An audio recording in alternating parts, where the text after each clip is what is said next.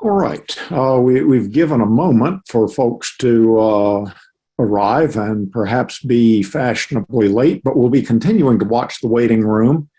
In the meantime, I'd like to bid a good afternoon and a welcome to all of you to the speaker panel conclusion of Grace Presbyterian's weekend conference, What's Faith Got to Do with It? Christians Responding to Gun Violence. This conference is dedicated to the memory and the honor of Reverend Jim Atwood, a former pastor at Grace Presbyterian and a passionate voice in seeking the prevention of gun violence. His labors around this cause began over 45 years ago when a member of Grace was tragically killed in a hotel robbery by a teenager with a Saturday night special. Jim's efforts continued until his death in 2020 from the effects of COVID.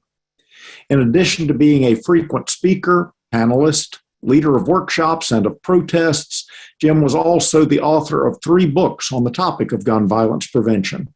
We are honored to pay tribute to his labors by continuing them.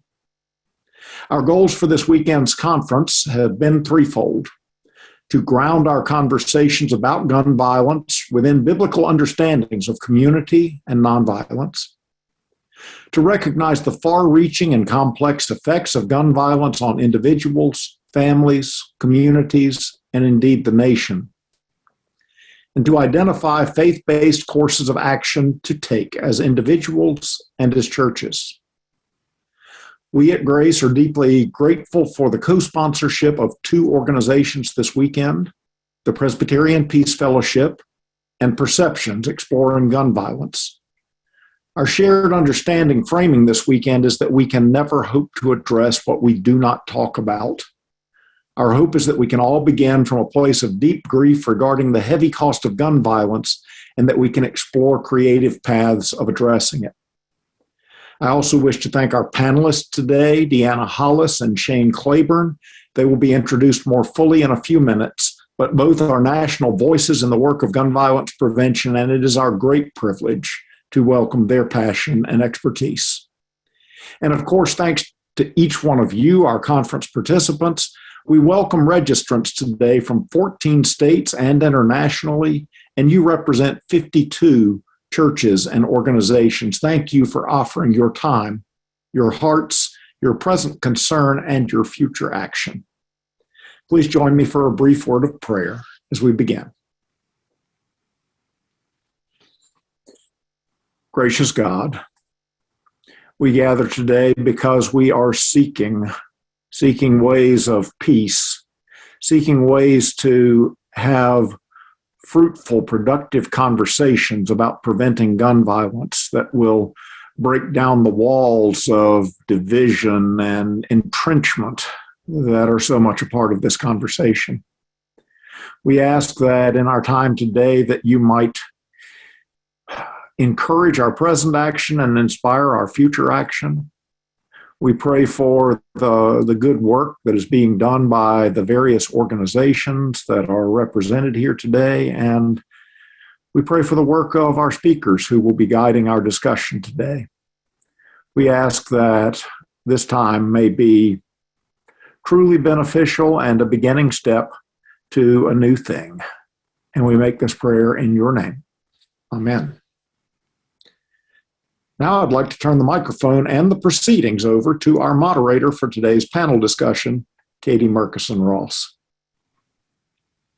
Thank you so much, Pastor Ben, for getting us started today. And I know we still have some folks joining us as Pastor Ben was introducing our event. So thank you all for being here. We're so grateful to have such a good turnout as we talk about such an important topic today. So I would like to let you know how this process is going to work today, and then we'll go ahead and get started. So first thing I wanted to let you know is after I finish this overview of what we're going to be doing today, then each speaker will make their presentation. After both speakers have presented, then we will have an opportunity to submit reflections and questions, and I will pose those questions to our speakers. And then finally, each speaker will do a very brief roundup, leave us what they want to leave us with, and we'll end in prayer. Our plan this afternoon is to keep the microphones and the floor reserved for our panelists and our moderators. We are very excited to have such fantastic speakers and to hear and learn from them. And so the settings in this Zoom meeting, you may already have noticed, are such that the participants will remain muted, and that will help us eliminate background noise and just make sure that we can all hear. We also, you may have already seen that we are recording this afternoon's meeting with plans to share it widely afterwards, but rest assured the view of the recording should remain on those who are speaking and what is being shared. So don't worry too much about your hairdo. Although we are keeping our participants muted today to eliminate background noise, we really do want you to be able to engage and interact. And so we hope that you'll be able to share questions and reflections and to engage with one another. There are a few ways I want to invite you to do that. So first, if you are able to figure out how to rename yourself in the upper right-hand corner, Pastor Ben mentioned this as some of you were already joining, but in the upper right-hand corner of your little camera photo that you see in your Zoom screen is 3 little dots. If you click on those 3 little dots, you should have the option to rename yourself, and you could leave your name and add your location so that we can see where everyone is and just know who is joined together in the community here today. In addition, and more importantly, we hope that folks will use the chat box to engage. So yes, oh, I see a question. We will be providing the recording to all of you and making it publicly available after this. Thank you for that question. So as I was saying in the chat, we would like folks to be able to engage and to share questions and reflections throughout our afternoon together. If you're not sure how to access the chat, you should have a little chat icon down at the bottom of your screen. If you're on a smaller screen or a mobile device or tablet, you may need to click the 3 little dots, the ellipsis, for more options to find that chat box. But if you keep that open, you'll already see folks interacting, sharing where they're from. And we hope that as questions come to you, you'll be able to share them there. We'll be collecting those questions throughout the presentations and kind of combining similar questions and that sort of thing, and then posing them to our speakers later on today.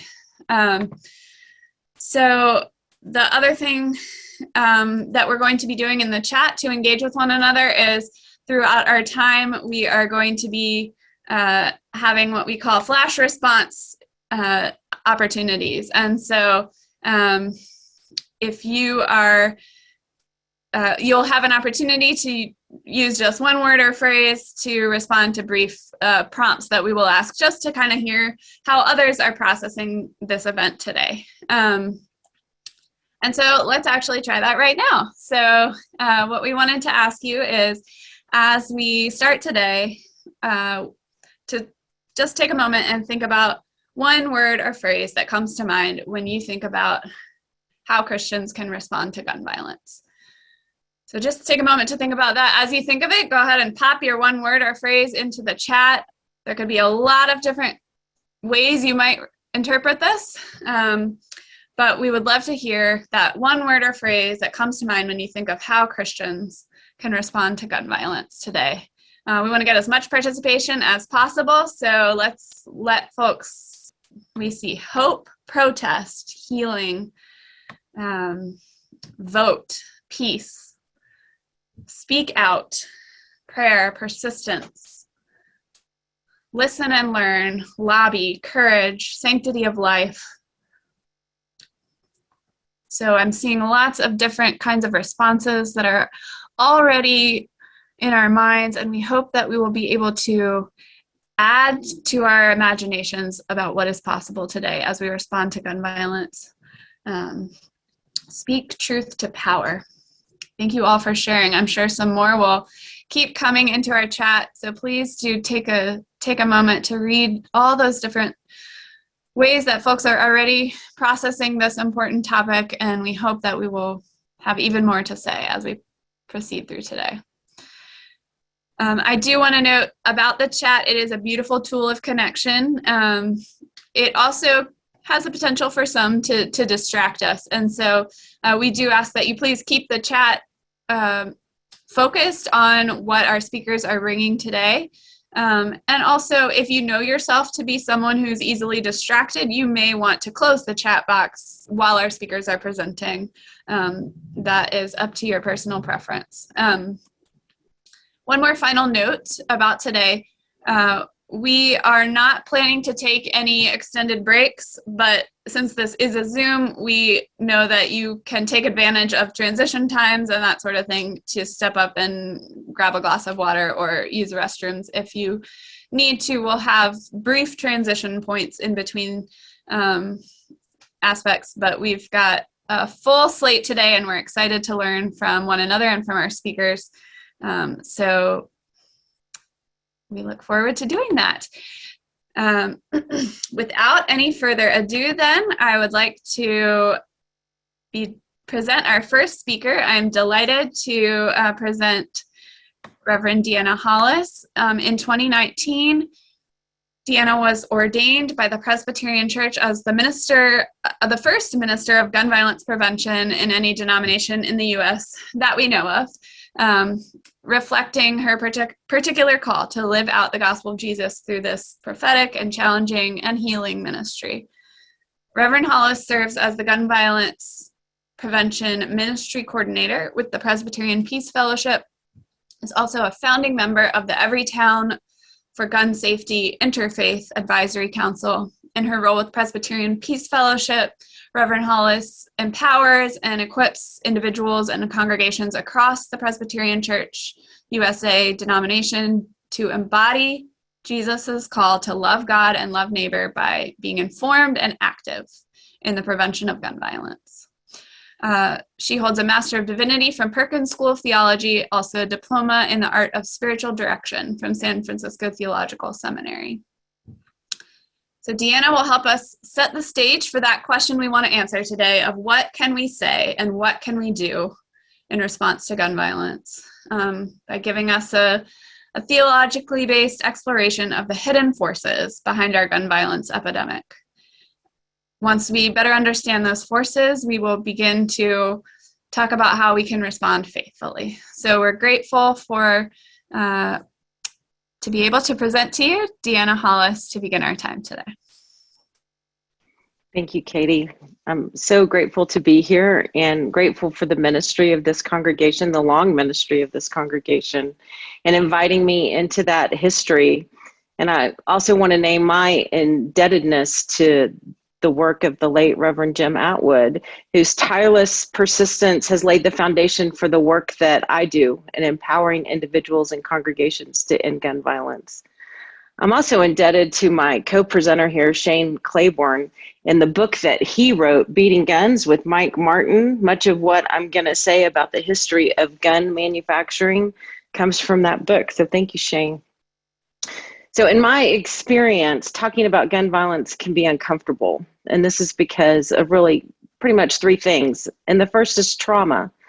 So if you're a survivor of gun violence, or if you've been impacted by gun violence, or even if you live with the anxiety and the fear of being a victim of gun violence, just talking about gun violence can be activating to our nervous systems. It can activate our body's survival strategies. So I want you to take care of yourselves and remember that attendance here today is optional. If at any time you need to walk around or get a drink or take a break, do so. Sometimes trauma takes us into a freeze response. So movement is the antidote. So turning your head and looking behind you, wiggling your toes, feeling your feet on the ground, and taking long, slow, deep breaths, which we'll practice in a minute. And another reason talking about gun violence can be difficult is because it might feel like a challenge to one's identity. And our bodies cannot distinguish a threat to our identity from a physical threat. And so therefore our bodies can respond as though we're under attack, even though there's no physical danger in the moment. And another reason is that for some folks, gun equals safety. So when our safety feels threatened, our bodies automatically activate our survival strategies, which are fight, flight, freeze, appease, and disassociate. So this happens when we feel our safety is challenged. So take care of yourself. So I want to share with you a tool, a breath prayer that can help you expand your capacity to stay resourced rather than reactive. And you can use this prayer anytime throughout this conversation. And as I hope you'll continue this practice, because it can be foundational, and it's been foundational for me in helping me have courage and able to do this work by developing a settled nervous system. So I'm going to start by sharing my screen as we talk about, and I invite you to find a way to sit that's comfortable. And we're going to practice breathing in and out through our nose and all the way down in our bellies so that your body expands as the lower portion of your lungs fills with air. And so just practice what this feels like, because many of us have forgotten this way to breathe because our bodies have adapted to stress, which creates a shallow breathing pattern. But research shows that breathing in and out through the nose and all the way down in our bellies can shift our nervous systems from a reactive survival mode into a rest and relaxation mode. So if it feels helpful, you can add moving your hands as though you're playing an accordion. This movement of your hands is a way to physically represent on the outside the inward expansion and contraction that is happening as you breathe. So to help us slow and elongate the breath are the words to the prayer, which I will say for us. And this will be welcome, Holy Spirit, on the inhale, and then hold all with compassion on the exhale. And I'll lead us in this prayer 7 times because research showed that 6 times is the magic number. So we're going to add 1 just to grow on. Remember that 1 to grow on. So I invite you to just join me in inhaling. Welcome, Holy Spirit. Exhale, hold all with compassion. Inhale, welcome, Holy Spirit. Exhale, hold all with compassion. Inhale, welcome, Holy Spirit. Exhale, hold all with compassion. Inhale, welcome, Holy Spirit. Exhale, hold all with compassion. Inhale, welcome, Holy Spirit. Exhale, hold all with compassion. Inhale, welcome, Holy Spirit. Exhale, hold all with compassion. Inhale, welcome, Holy Spirit. Exhale, hold all with compassion. Amen. So I always like to begin, there we go, with just a little bit about my story and my enough moment and how I shifted from being a passive bystander to taking action to ending gun violence. So I'm a native Texan. I grew up in a rural agricultural focused part of Texas. I was raised in a family of hunters, and being around guns and shooting guns was part of my upbringing. I didn't pay attention to gun laws until 2016 when Texas passed a law allowing guns on college campuses. My daughter was a student at Texas Tech at the time, and I witnessed how her friends and roommates responded to the law, and they responded exactly as the law intended, and they saw it as an invitation to buy guns. Well, I became very concerned about a deadly weapon being where she lived, and I had no way of knowing what type of training or understanding of guns the people she was living with had.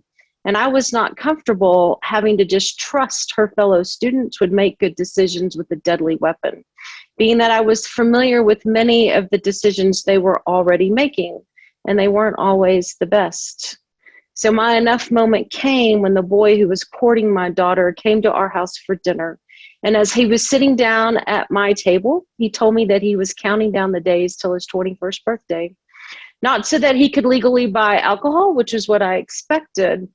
No, he was counting down the days to when he could get his concealed handgun license, which, by the way, this past legislative session, Republican lawmakers eliminated the licensing system in Texas. So today, that young man, he doesn't have to wait until he's 21 or have any training to carry a handgun in public in Texas.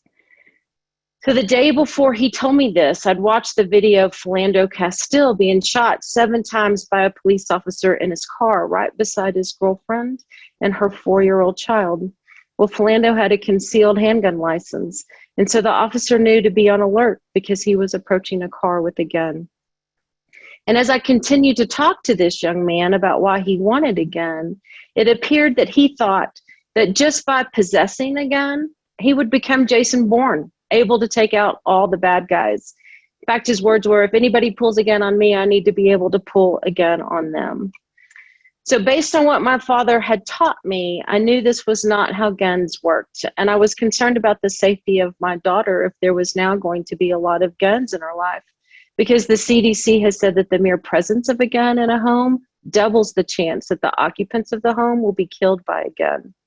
And we also know that women in this country are 5 times as likely to be killed by an intimate partner as they are in other peer nations. So feeling helpless, I responded to a friend's invitation to attend a Moms Demand Action meeting with her. And one of the first things I was invited to was a meeting with then U.S. Representative from El Paso with a funny name. So this meeting was December 2016, which was before Beto O'Rourke announced his run for Senate. And he wanted to know if anyone had ever run on a platform of gun violence prevention in Texas and won. So what's important to note here is that this was December of 2016, and Beto had already run for office twice. You know, he was a U.S. representative from the state of Texas, and he had no gun violence prevention platform, none. So in 2016, neither major party was talking much about gun violence prevention. Both parties were in fear of the gun lobby, but that was changing, and Beto knew it, and he wanted to talk to the people who were changing it. And it was these members in the red shirt of Moms Demand Action. But here's what I want you to take from this is that things change, and it depends on the involvement of the people. So Texas, with our highest number of registered gun owners in the country, used to have some of the best gun safety laws in the country because we valued that gun ownership and responsibility went hand in hand. But how we think about guns has changed from the time that I was growing up to today, and that change was not by accident. And what I hope to show you today is why things changed and what we can do about it. So the culture shift around guns in the United States resulting in our laws getting dismantled, they didn't happen by accident. And theologian Walter Wink says that there are invisible forces that determine human existence. And when we unmask these powers, they lose their hold over us. So today we're going to unmask the invisible forces behind the United States gun violence problem by looking at the history of gun manufacturing. So before the Civil War, most guns were made by individual blacksmiths. Each gun was unique to the craftsman who made it. Guns were not the only product made by a blacksmith. They made a multitude of products besides guns, and thus could provide for their livelihood with products other than guns. The gun manufacturing changed during the Civil War thanks to Eli Whitney and his invention of interchangeable parts. Whitney is known for the cotton gin, but what he spent most of his time and money on was creating the gun assembly line. Now guns could be mass produced in a factory rather than by individual craftsmen. The problem is these new factories, they only made one thing, guns. And initially they only had one customer, the US government. So when the Civil War ended, the government had no need for the massive quantities of guns these factories could produce, forcing many of them into bankruptcy. The gun manufacturers who survived did so by diversifying their product line. But the men who ran these businesses wanted to manufacture guns as guns were more profitable. So they went to the US government and told them that if they wanted to have guns to fight their wars, they would have to let them have other customers for their guns. Because like any business, they needed a steady demand for their product in order to stay in business. In peacetime was not profitable for the factory model. The problem the gun manufacturers faced was they had a non-consumable product and a saturated market. So what's a non-consumable product? Well, let's first define a consumable product. A consumable product is something you need to rebuy because it gets used up, like soda, or as we recently discovered, toilet paper, or has a working life, like a car or a washing machine. But again, particularly in times of peace, is rarely used. If you keep it cleaned and well oiled, it will last a long, long time, even more than the lifetime of its owner. So my husband's rifle, it's a 1903 Springfield, and it still works. So a gun's a non-consumable product. And in the US, where we have more guns than people, we have a saturated market. And this has been the case going all the way back to the end of the Civil War, because at the end of the Civil War, the US government had an excess inventory of over 1 million guns due to how much the factories could produce. So they let the soldiers take their guns home. Anyone who needed a gun pretty much had one. But the gun business is like any other business. It needs demand for its product and it needs customers. So the gun manufacturers set out to create a market for their non-consumable product, first with foreign governments, but competition and taxes made that difficult. So they shifted their focus to individual consumers. The first individual guns were marketed to, the first individuals guns were marketed to were mostly men, and the gun was marketed as a tool for men to protect their families on the expanding frontier. But like any tool, one only needs so many hammers or shovels. So if gun manufacturers were going to sell their non-consumable product in a saturated market, they were going to have to engage the customer's emotions in order to convince them to buy something they did not need. They did this by launching a marketing campaign that might be one of the most successful of all time, called the Boy Plan. The plan was to get guns in the hands of over 3 million boys between the ages of 10 to 16 and make gun ownership synonymous with becoming a man. This plan was genius from a marketing standpoint because it would link their products, guns, with identity formation. This resulted in normalizing the gun in the household and creating customers for life, as well as ensuring future customers as the boys would become fathers and pass the traditions of becoming a man onto their own sons. Or in the case of my father, who had no sons, he bought guns for his daughters and began to teach them to shoot, as was the custom and the culture in the area at around the age of 12. So not all parents were receptive to this plan. Many voiced concerns about safety, and this gave birth to the gun industry, as shooting centers and organizations like the NRA developed to teach young men gun safety and marksmanship.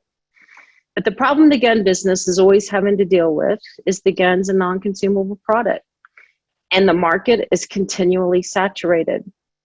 So as a friend of mine likes to say, they have to figure out how to sell another Barbie to somebody who already has 15 Barbies.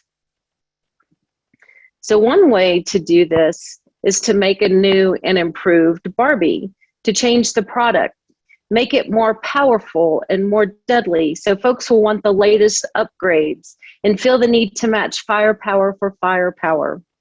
Not only are gun manufacturers trying to get the same customers to buy more guns, they also are trying to get new customers, and they do this by normalizing guns in our society. So this chart is from the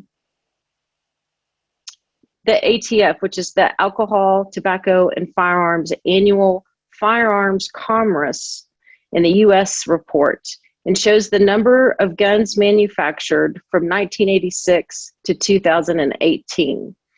So this is manufactured, not sold, because we're just going to look at the new guns that are added to the gun market each year, because new guns manufactured is the real driving force of the problem. And this chart does not include imports, which can be another 4 to 6 million guns that are entering the US economy, depending on the year. So as you can see, gun manufacturing, it actually stayed relatively steady from 1986 until 2007. In 2008 and 2009 is when we began to see kind of a steady increase.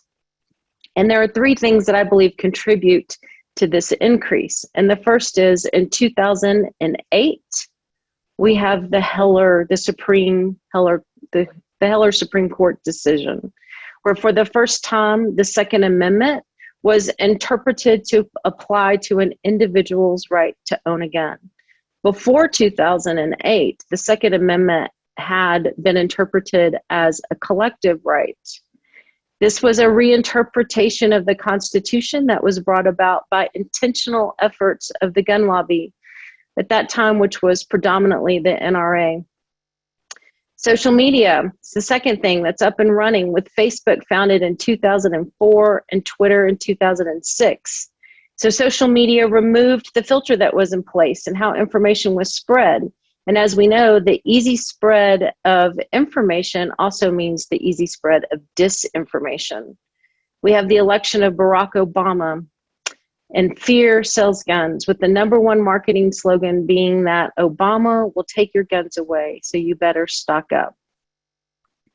So I just want you to note that the bumps in 1993 and 1994, that this might be attributed to the botched arrest of white supremacist Randy Weaver at Ruby Ridge, what happened in 1992. And then the Waco ATF FBI raid on the Branch Davidians in 93, which brought the fear of the government taking away guns. And as you can see, that sells guns. So I also want to note that the lowest year on the chart is 2001. And this could be attributed to the election of George W. Bush. That election of Republicans always tends to bring a dip in gun manufacturing. But also note what happened in 2001 is that we have 9/11, and then we go to war. So what's interesting is that the threat of a terrorist attack on our own soil, as well as going to war, did not create a major increase in gun manufacturing. So the first really big increase that happens is in 2013. And I believe this is due to what happened in December of 2012, and that's Sandy Hook. I often hear people shocked that we didn't have new gun legislation passed after Sandy Hook. And I propose it's because the horrific truth is killing kindergartners, school shootings, and mass shootings. Well, they're good for business. We have a decrease in 2017, which is due to the election of Donald Trump. I went to a gun show, and that was, everybody there was saying how business was just dead after the election of Donald Trump. But I want to point out that in 2017, this is a 5-year low, and with the number of guns that are being manufactured is around 8,000. So according to, and I think it's pronounced Statistica, the number of cars that were manufactured in the US in that year was around 6 million, with the total vehicles that were manufactured to, which includes commercial trucks and buses, to be around 11 million. So I'm a family of 5, and all 5 of us, we all participate in the auto market. And automobiles are a consumable product. They get wrecked, they wear out over time. So most people buy new cars quite frequently, but none of us are participating in the gun market. Oops, sorry. Goodness, me learning how to work. All right, so as I said, gun manufacturers, they always need to new customers, and they achieve this by normalizing guns in society. And we know that the early exposure to guns in childhood results in those folks being most likely to be gun buyers. So the gun industry wants to be where children are, to normalize guns where children are. So this includes churches and schools. So, I'm going to come back to here. So this next chart, it represents the study done by Jessica Dawson in the Department of Behavioral Science and Leadership at West Point. Dawson tracked the uses of God language over time in the American Rifleman, which is the magazine of the NRA. So the phrases she tracked were God-given, God bless, and God we trust, and thank God. Dawson discovered that direct references to God were relatively low in the early years of the publication and began to increase in the mid-1990s when the NRA had a change in board members. And then when the phrases thank God and God bless were used in reference to build trust in leadership, both within the NRA and the government. But today, gun right advocates use the phrase God-given right to vehemently argue against all gun control measures.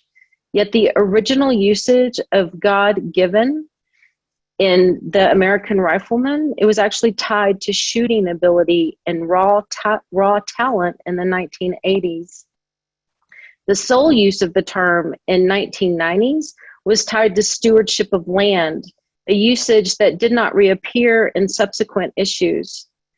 In 1994, the use of God-given was for the first time tied to a government-granted privilege, with its use dramatically beginning to increase in 2004, which is around the time the number of guns manufactured began to rise. So Dawson writes, it's not merely the frequency of the phrase that demonstrates the lexical shift, but also its usage explicitly with reference to bearing arms or self-defense. The use of the phrase thank God was the only God language that decreased. This makes sense in light of new research that's been done in regards to gratitude. Studies show that it's impossible for the brain to be in a state of gratitude and a state of fear at the same time. And fear sells guns. And when you have a non-consumable product that you're trying to sell in a saturated market, peace, gratitude, and loving one's neighbor doesn't sell guns. So in addition to the breath prayer, a gratitude practice can also expand your capacity to be resourced rather than reactive. So what can churches do? So at the Peace Fellowship, we're inviting churches to do 2 things. And the first is to help normalize the ask. And because we live in a country where our lawmakers have chosen gun sales over public safety, there are no training or storage requirements to assure the folks who own guns are actually responsible. So it falls on each of us as individuals to make sure guns are safely stored in the places. And this includes homes, cars, businesses, churches that we enter. And so to normalize asking, is there a gun in the home? And if so, how is it stored? The next thing congregations can do is that we're inviting congregations to have a regular ministry of Guns to Gardens. And this is in partnership with Raw Tools, where we invite churches to get a chop saw and become a safe place for folks in your community to dismantle unwanted guns. I'm sure Shane's going to tell you more about this, but I will tell you, I was at a gun buyback yesterday in Denver, and I got to hear from the people that were there over and over how grateful they were to be able to have a way to dispose of these non-consumable products. Because as I said, a gun will last longer than the lifetime of the owner, and the only option that gun owners have are to return their guns to the marketplace. So when churches have chop saws, what you do is you offer a place for your community to have an option to not return their guns to the marketplace, and to be able to have the assurance that their guns will no longer be used for harm. So who may be somebody who has an unwanted gun? Well, one of the most common is inherited guns. We've also know that there can be a family who police have returned a gun to after it was used in suicide. There may be a grandfather who has hunting guns from years past and now has grandchildren visiting the home and is concerned about them.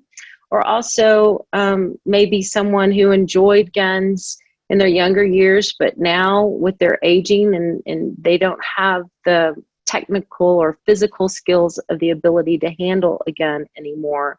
And so want to, again, make sure that their gun doesn't go on to be used for harm or get in the hands of somebody else.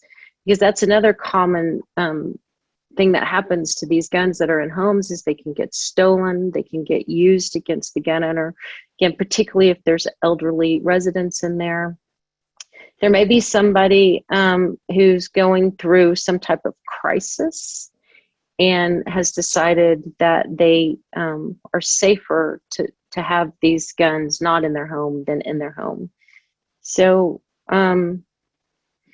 we believe that the purpose, one of the benefits of being able to do this at churches is not only the practical aspect of being able to rid our homes and society of guns, but also there's a pastoral method that guns hold memories, some good and some painful. So the church can be a place to accompany these people as they process and heal from if there's any trauma that may be associated with the guns.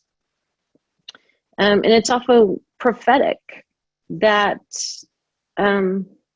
we can be, by rising up and saying we choose differently, that we can turn the gun industry's myth of guns everywhere upside down.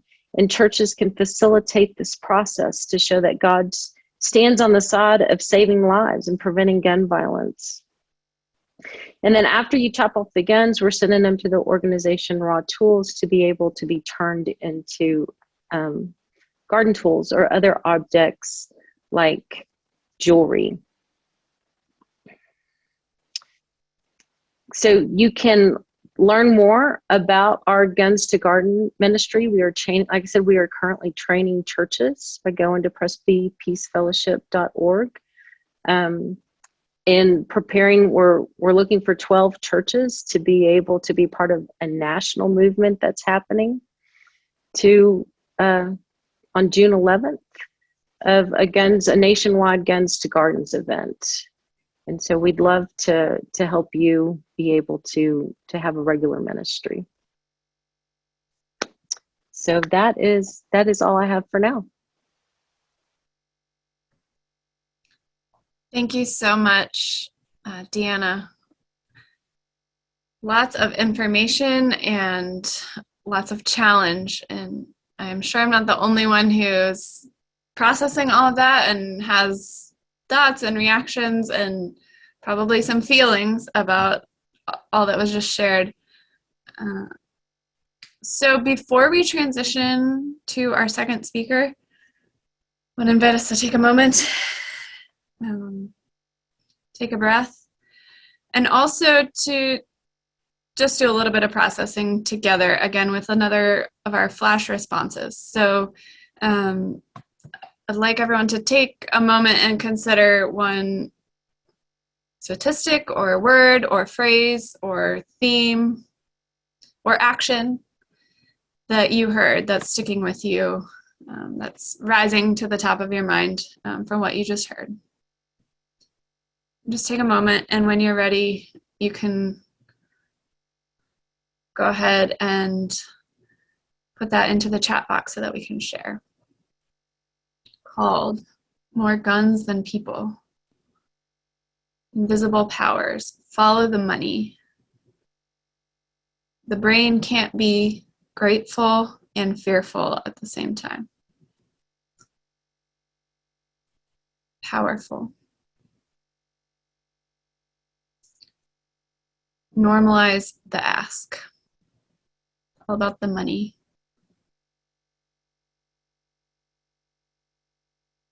There are things that we can do.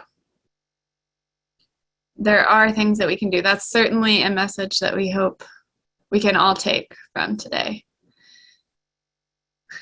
Feel free to keep putting your responses in the chat. I know some people think a little bit more slowly than others, and that's part of how we process. We want to have as many people sharing their reactions as we can.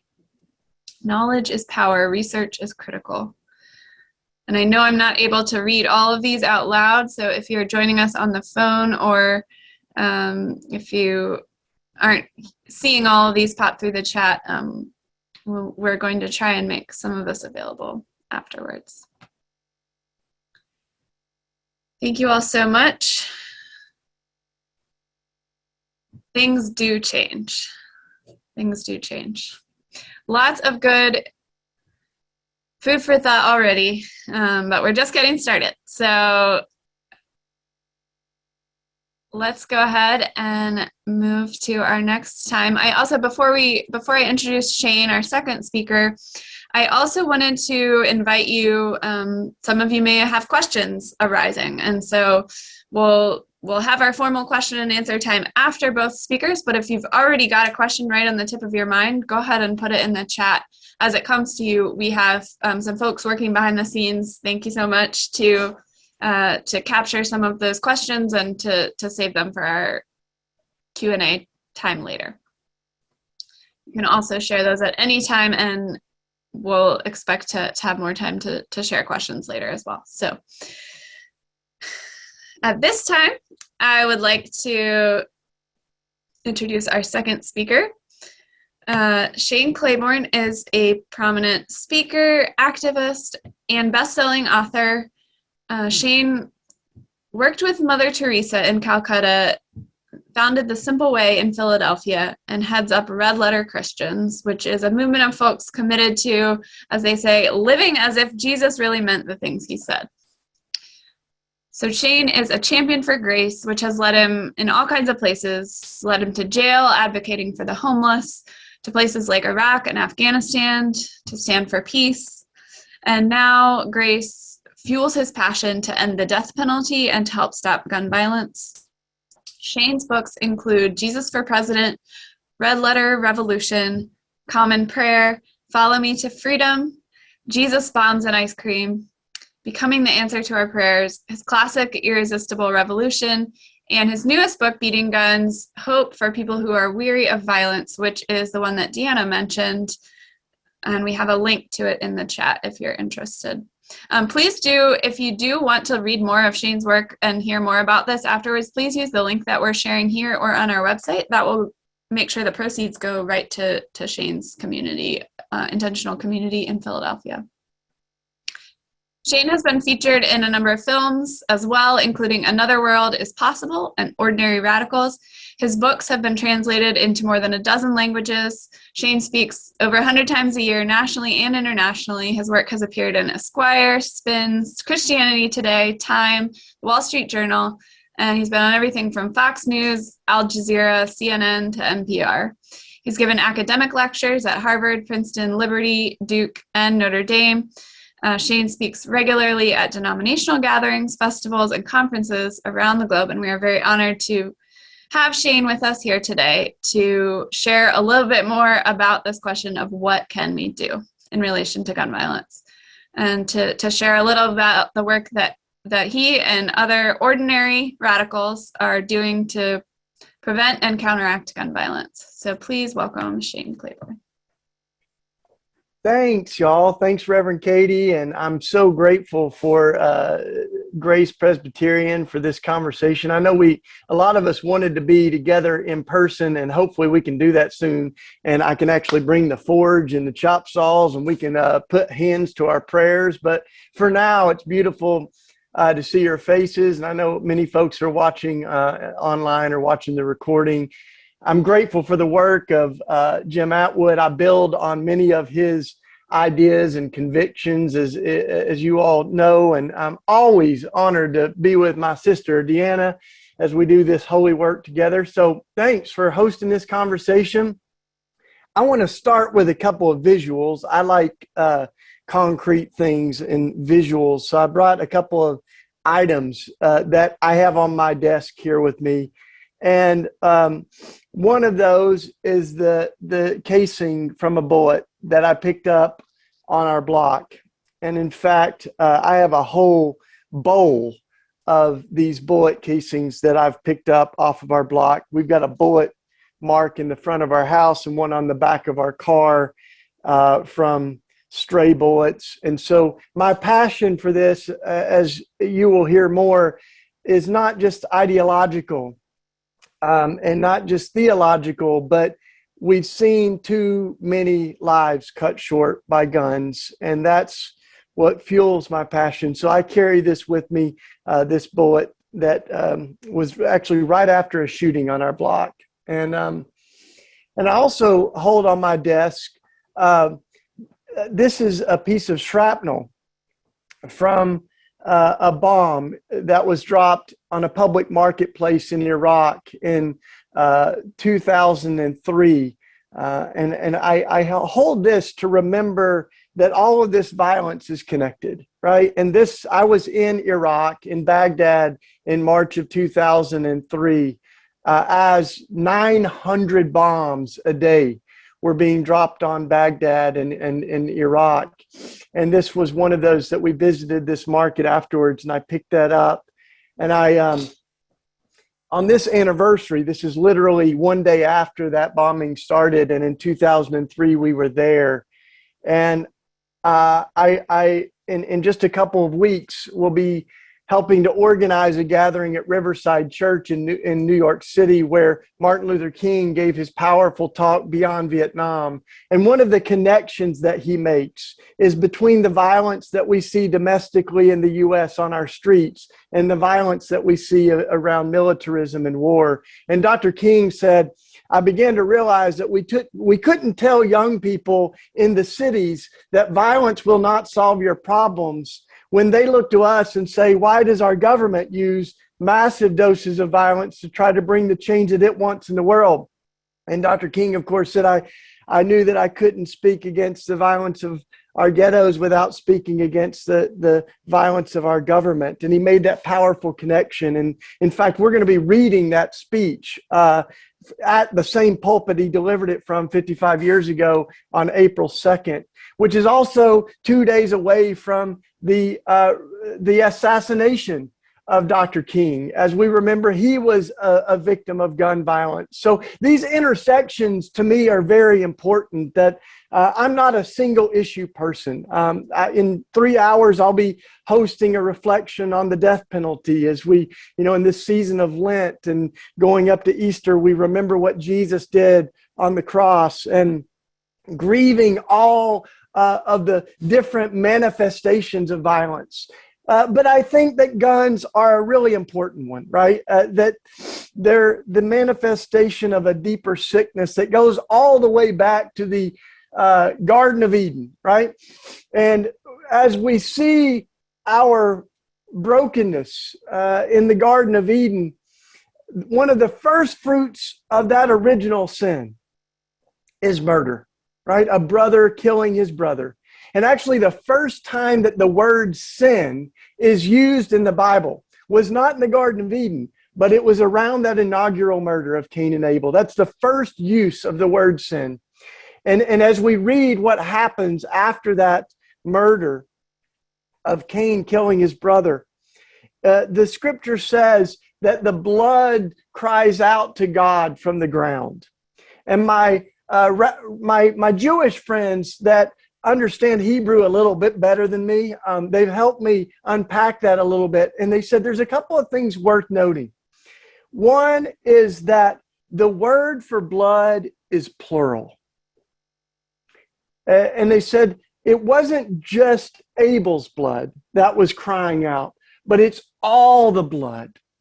And they said, anytime we shed the blood of another person, it cries out to God from the ground. They said that's the second thing worth noting, is that the word cries is not past tense. The blood it wasn't past tense that it cried out to God, but it cries out to God anytime that we shed the blood of another person. So we've been doing it ever since.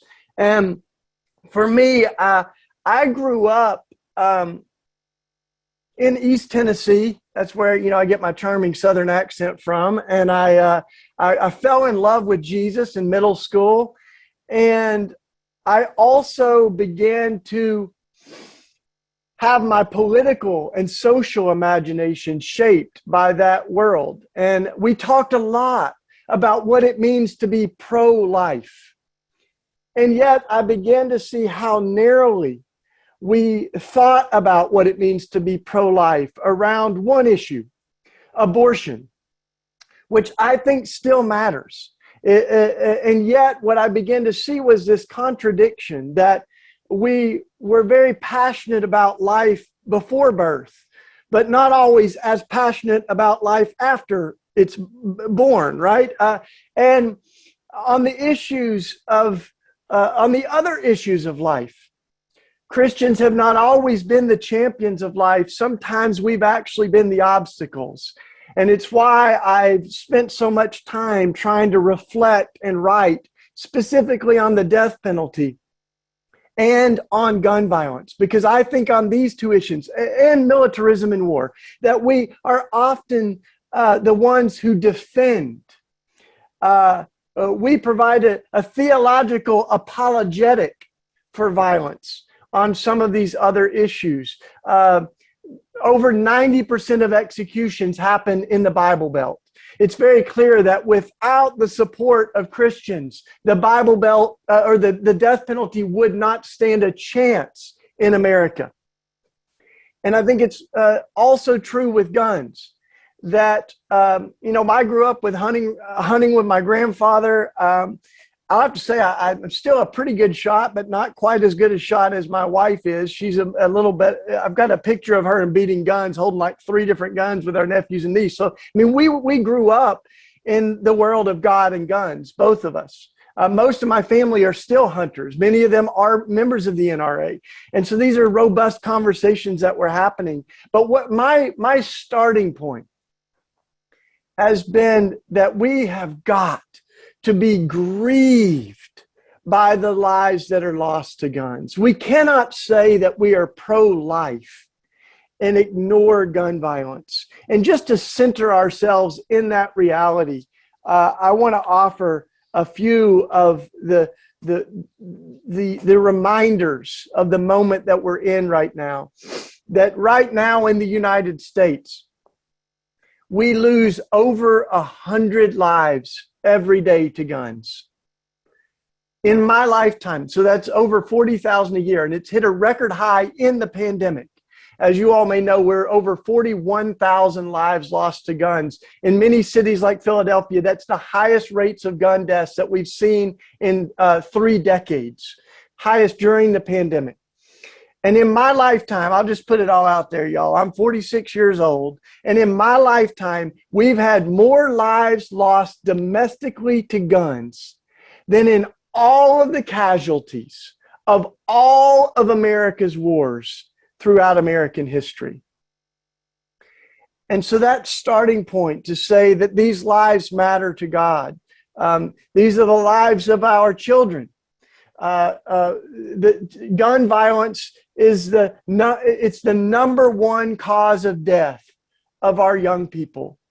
It used to be number one for African Americans, who are 10 times, African American kids, 10 times more likely to die from gun violence than white kids. But over the past year and a half, it's become the number one cause of death for all children, regardless of ethnicity in the United States. Now, African American kids are still much more likely to die than white kids, but it's true of all of our children. Their futures are at stake. And I also want to say our infatuation with guns is unprecedented anywhere else in the world. And Deanna did a great job at sort of tracking some of that history. But in the United States, we have about 5% of the global population. And we have almost half of the world's civilian-owned guns. More guns than people, as Deanna said. And yet here's an interesting thing. 2/3 of Americans live without guns. 2/3 of Americans live without guns. And yet we still have more guns than people. So if you do the math, you see that what we now know is that 3% of our U.S. population own almost half of our guns. Over 115 million guns owned by 3% of our population. So that's what I sometimes call gun extremists. They're not just gun owners that have a rifle, but they're folks that many of them have. We document one person in our book that has over 4,000 guns. We just had a donor with Raw Tools, a family whose loved one died and left them with 160 guns. And I asked Mike how many blades of the chop saw it took just to chop those up. And it took, it took hours and hours just to decommission those guns. And so that's kind of what we're left with. We've got 5 times more gun dealers in America than McDonald's restaurants. We have a problem, right?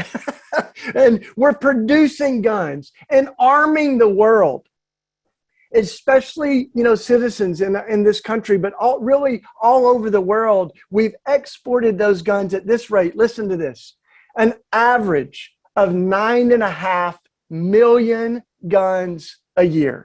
9.5 million guns a year, 26,000 guns a day. That's what we're manufacturing. That's what we're producing. We're pumping into the world 1,000 guns an hour, 1 gun every 3 seconds. 1 gun every 3 seconds. So there are folks who say that this is not a gun problem, it's a heart problem.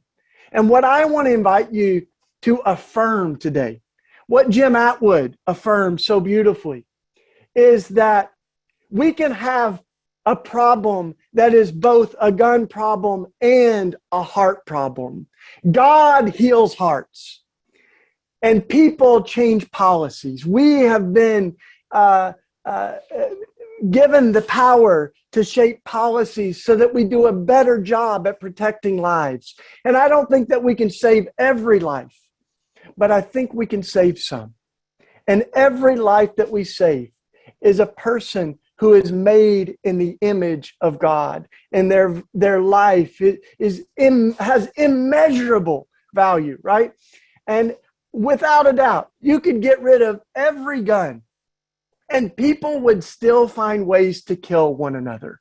We've seen people use cars as weapons, airplanes as weapons, right? We've seen in the Boston bombing, someone take a pressure cooker and turn it into a bomb. So we can find ways to kill people. And yet, there are some things that are designed to kill.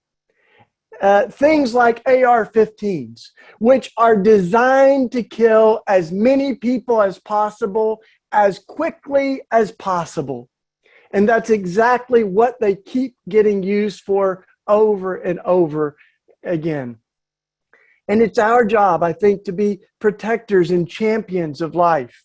And sometimes all of those statistics, as important as they are, they have to come close to home. And I don't want to wait until someone that you love or I love is killed, before gun violence is on our radar. But the fact is that what happened for me is I relocated from East Tennessee to North Philadelphia, and we began to see one person after another lose their life. We hear gunshots so regularly that our kids know the difference between a firecracker and a gunshot. They know the gun violence personally. And what happened for me is we had a young 19-year-old who was shot right in front of our house. And I went outside and he was still alive. And so I was holding his hand. I was praying for him as he breathed his last breaths. And he was still alive when the ambulance came and took him away. But the next morning he died. And I can remember saying, after Papito died, that was the name of the 19-year-old, that something's got to change. I remember reflecting on the words of Martin Luther King as he preached about the Good Samaritan story from the Gospels. And he said, we're all called to be the Good Samaritan and lift our neighbor out of the ditch on the road to Jericho. But after you lift so many people out of the ditch, you start to say, we need to do something about the whole road to Jericho. We need to do something about why people keep ending up in the ditch to begin with. And, I think that, in fact, the civil rights movement is an interesting parallel to some of the things that we're talking about, because Dr. King was told over and over, this is an individual problem.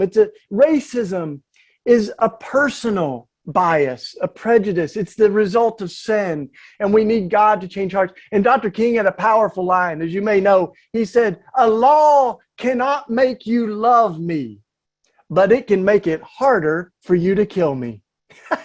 That's a powerful line, right? A law cannot make you love me, but it can make it harder for you to kill me. And I would suggest that no law is going to change a human heart. No law, you can't legislate love. You can't make peace law, but what we can do is make it a little harder for people to kill other folks. And so for us the invitation that I want to offer is that we can address the spiritual crisis that gun violence is, but we can also address the policy crisis that gun violence is as well. And just to bring this home a little bit, I don't think it's extreme to speak of our infatuation with guns as idolatry.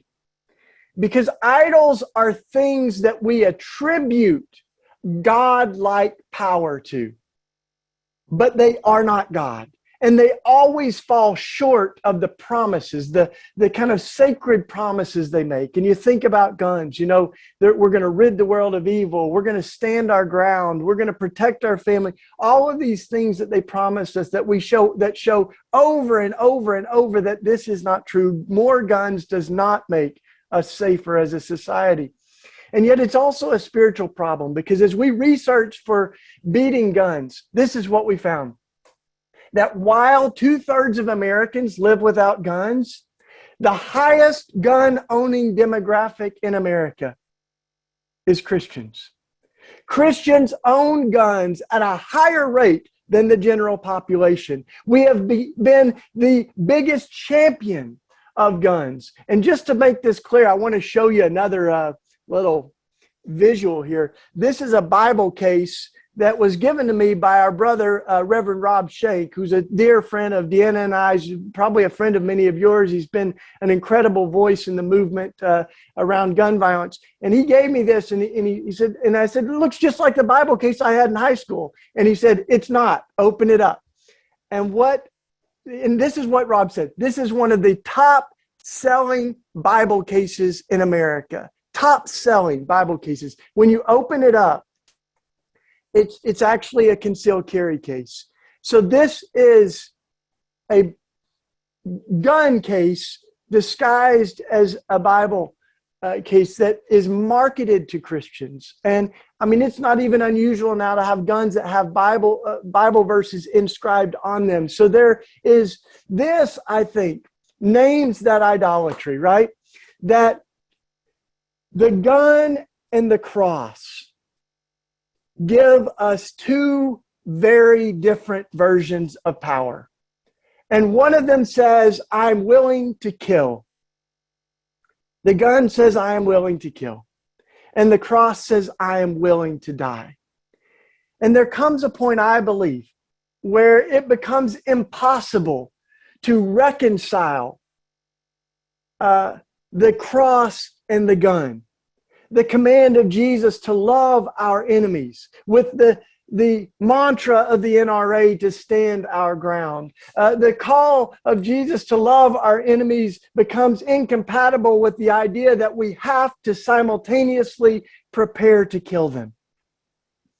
And I think whether it's war or gun violence or so many different things, when we follow the Prince of Peace, it causes us to have a different imagination with how we live in the world.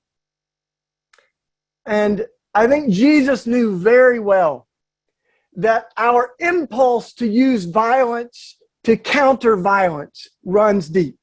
And it's why he's so specific in the Sermon on the Mount and so much of his teaching at showing us another way. And yet, this is also why I love Peter, right? Peter, because he still doesn't get it.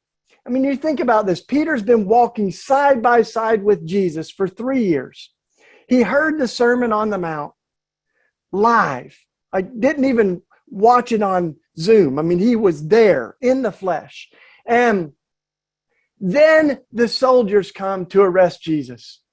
And Peter still instinctively pulls a weapon. He picks up his sword. He injures one of the men who's coming to arrest Jesus, cuts his ear off, right? And I sometimes say, I think probably the first thing Jesus did was say, work on your aim, Peter. Just kidding about that. But Jesus, it's unmistakable what Jesus does. He heals the man that Peter wounded, puts the ear back on, right? And he scolds Peter. And he says, no, put the sword away.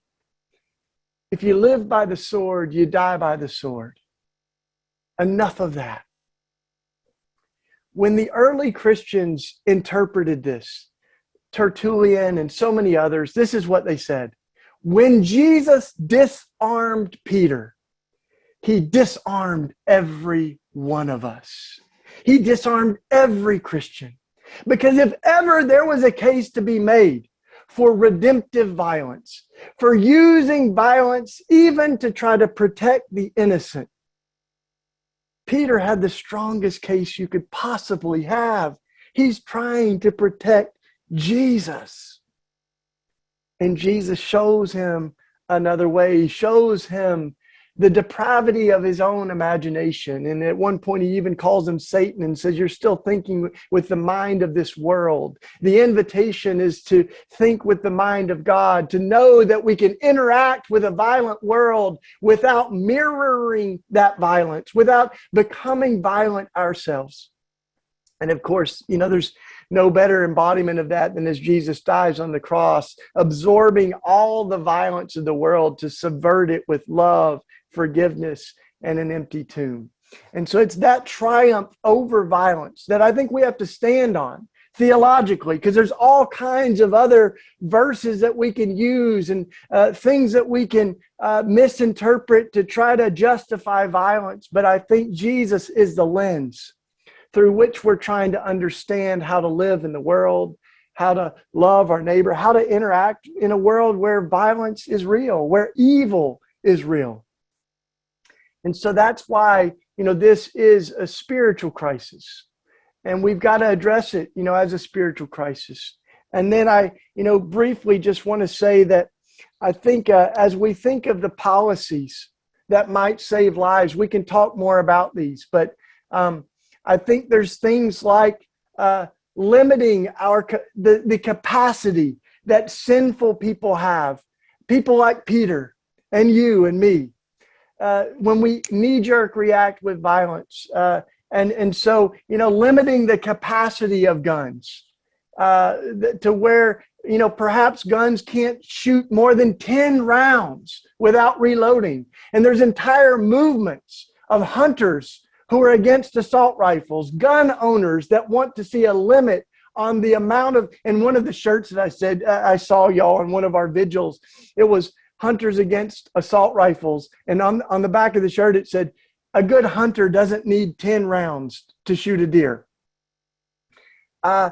Things like the laws in Virginia there, one handgun a month, right? That would not undo the Second Amendment, but would simply put a limit on the amount of handguns that one person can buy in a year to 1 a month, 12 a year. And you start to go, who needs more than 12 handguns in 1 year? And I'll tell you who, someone who's making money off of handguns, right? So someone who has a problem and they're not making the world safer.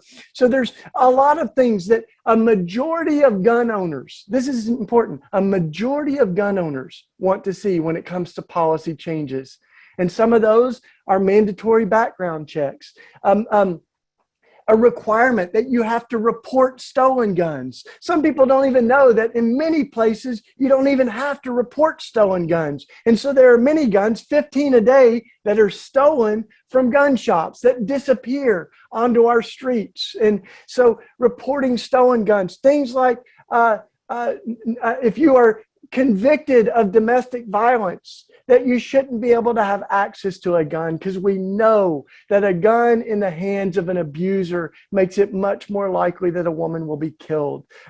Things like a minimum age. I sometimes think of this around like cars. I think Jim Atwood used that analogy too. Cars are not designed to kill, but they can be deadly. And so think of all of the things that we've done to try to protect people from dying, even accidentally, from cars. You have to pass a driving test. You have to get a license. If you abuse the license, it can be taken away from you. We have speed limits. We have things like technology, airbags that we now have to try to protect life. And you think we even have technology for guns that would require guns be fingerprint operated, right? It's not a matter of possibility, but a matter of willpower. We've got cell phones and all kinds of things that operate off fingerprints. There could be smart gun technology that would make it harder for a kid to find a gun and use it and operate it in their own home. Someone that's trying to take their own life to use a family gun or a stolen gun to be used in a crime. So let's think not just in policies, but technology and access to information. We have very little studies that have been done on the things that really work, because the gun profiteers don't want those studies in the same way that the tobacco companies did not want cancer research, right? Because it would show that they were compliant and irresponsible. So we need transparency. We need the ability to say, we want to know what will save lives, and we care about life. And so the last thing I'll say before we open up the conversation is I think we need imagination right now. And this is why we're so inspired by Micah and Isaiah. And, as Brueggemann called it, the prophetic imagination. Because as they cast this vision of beating swords into plows and spears into pruning hooks, that passage ends by saying nation will not rise up against nation. People will study war no more. That's actually where we get our name, because you missed the raw tools is war flipped backwards. That's how we got the name raw tools. And it's the idea that we can flip this world around. It doesn't have to be this way. And we began crafting taking that inspiration to do guns. We said we don't have a lot of we don't have a lot of swords in the United States, but we've got a lot of guns. And so this was the first one we did, Mike Martin and I.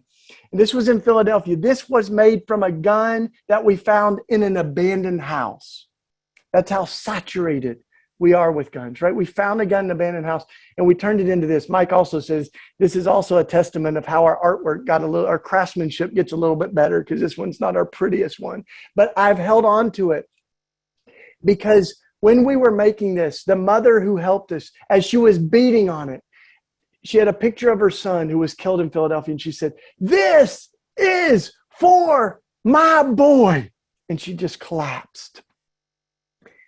And I held on to it because it's a reminder to me that what we are doing, turning guns into garden tools, is not just symbolic. It is poetic, it's symbolic, it is that, but it's more than that. It is sacramental. I know I'm saying that to Presbyterians, but like it is sacrament, it is holy.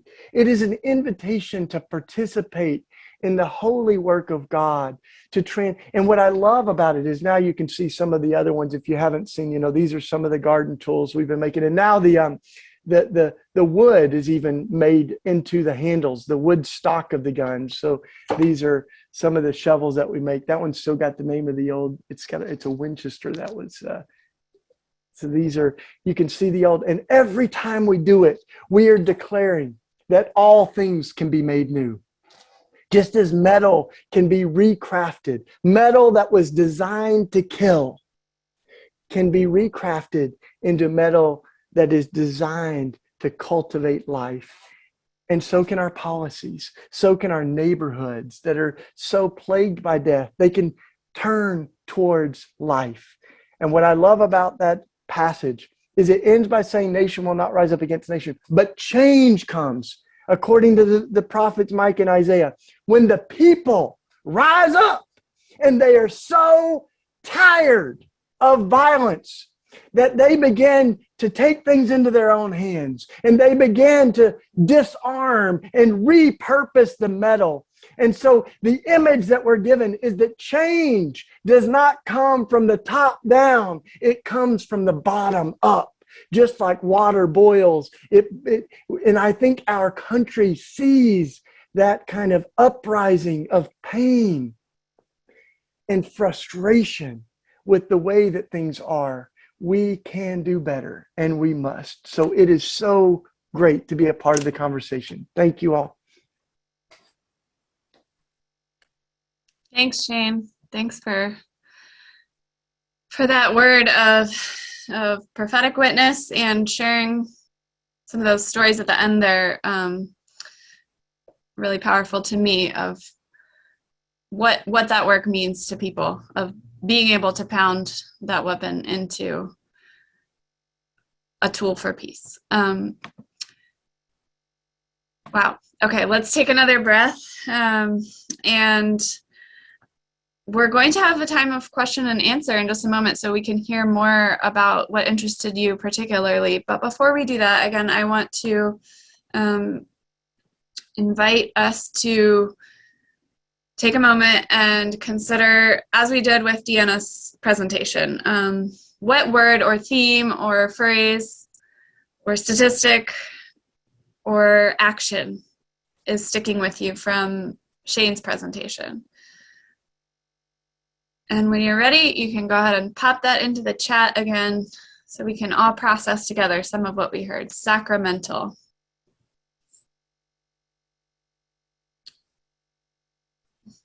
Shane's also sharing some links. We'll make sure we get those back at the bottom of the chat again so they don't get lost in your responses. Prophetic imagination, passionate.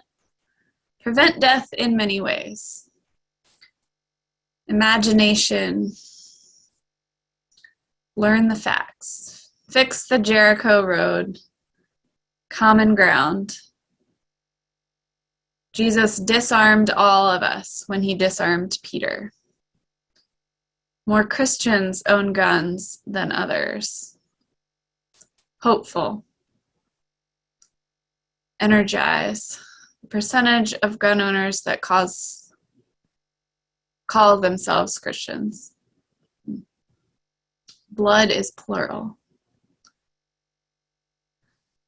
Gun and cross, impossible to reconcile. We can interact with the violent world without mirroring violence itself.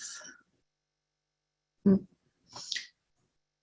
you're still thinking, feel free to go ahead and put your thoughts in the chat as they come to you. Lots to think about and lots of challenging words, I think, for us to act upon today. In just a moment, we're going to move into our time of questioning. So, but I'm going to take about 1 to 2 minutes just to give people a chance to put your questions in the chat.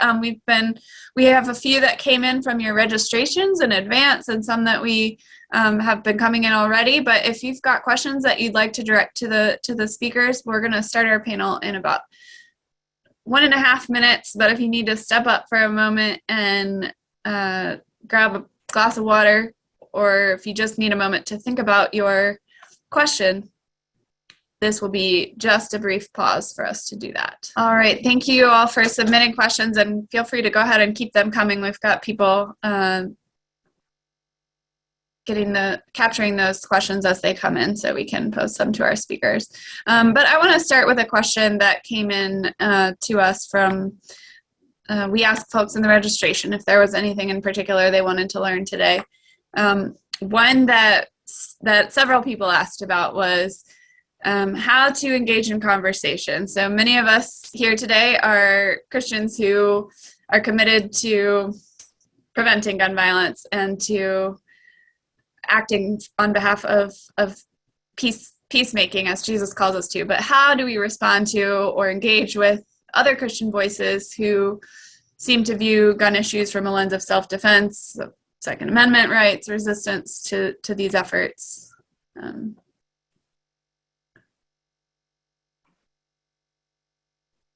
I'll be happy to go first.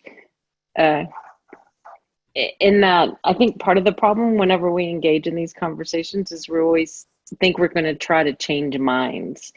And that's not necessarily the goal when I engage in conversations. I share my points and in my position and realize that we might just disagree and try to, I think there's plenty of room and plenty of people that we can engage with. As Shane said, that 3% of America is not really probably going to be people that we need to spend a lot of energy trying to shift, and instead find your, the people like me who weren't doing anything, who were absent from the conversation, and empower them to be able to start being active to end gun violence. Yeah, one of the things on a really hopeful note is, and in Jim's books, he writes about this too, is that this is the statistic. I just checked it to make sure I get it right. Is 62% of gun owners have said that they find themselves at odds with the rhetoric of the NRA. That's a really important statistic, is that more than half of gun owners find that the NRA is not really representing them well. And there's a lot of divisions, and the NRA is, not a monolith, but it is, one of the most powerful lobbying forces in our country. And I think that we need a better conversation with gun owners that are concerned about gun violence. And that's why, that whole list of I've got about a dozen policy changes that are often called common sense gun laws. And what's interesting about everyone that I mentioned today and that we mentioned in our book is that a majority of gun owners want to see those same policy changes. So gun owners are not, they're not buying into the idea that if you take away AR-15s, it means the end of hunting in America, or they're coming for every gun, or some of the kind of rhetoric that's out there. The other thing I think that's really helpful is to look back at the Second Amendment. We write about this in Beating Guns, but when the Second Amendment was written, guns fired about 1 round, maybe 2 rounds a minute. Now they can fire over 100 rounds a minute. And yet the gun policies are one of the least evolved policies in our country, even though the gun technology has changed dramatically. And I always quote James Madison, the father of the Constitution, one of the authors of the Second Amendment. And listen to this. He said that liberty can be endangered by the abuse of power, but liberty can also be endangered by the abuse of liberty. So one person's unrestricted rights to own as many guns, whatever guns, anything they want, can begin to infringe on another person's right to live. And I think that's kind of the dance that we need to have this conversation is that, I mean, the Second Amendment had the words well regulated written into it for a reason. And yet it remains one of the most unregulated industries in America. There's more restrictions on toy guns than there are real guns. If Deanna shoots me with a Nerf pistol and I lose my eyesight, I can sue her. And I can sue Nerf, the manufacturer of that toy gun. But the immunity of the gun industry is unprecedented, and that's hopefully changing. But I think those are all of the things that have been not just random, but very carefully, architecturally built into our policies and protected and exploited by the gun industry. Thank you. And that actually leads into another question a lot of folks have. So, we've talked about policy. Of course, policy is not the only thing that you all are offering as action that we can take as Christians, but it is one of the actions that we can take is legislative advocacy. And so Shane mentioned several common sense items, but are there particular legislative policies going on right now that have traction, or are there specific issues that you would draw our attention to in terms of advocacy, both locally, whether it's in Virginia? We've got folks lots of places, but locally or federally. Yeah, I've found that locally is really the key right now for the most action, and the best people that are doing that, in my opinion, is Moms Demand Action. So I recommend that people find your local Moms Demand Action chapter and see what type of work they're working on and see how you can join with them. I also think that one of the most important policy efforts that we can do that's being asked, folks are worried about the gun violence in communities of color or in our inner city. And so to also, realize that police violence is gun violence. And as a mostly white congregation that I've been part of, is that to start asking ourselves, what is our reliance on systems of force and systems of violence, and how are we contributing to that? Because what I hear, we also need to be listening to the voices of those most impacted. And the things that I hear from the people that are doing that work is violence interruption, to have funding for violence interrupters. So I think that's a really important policy that you want to try to work on the local level, is how can you get money to violence interrupters? Can you say a little bit about what violence interrupters are for folks who...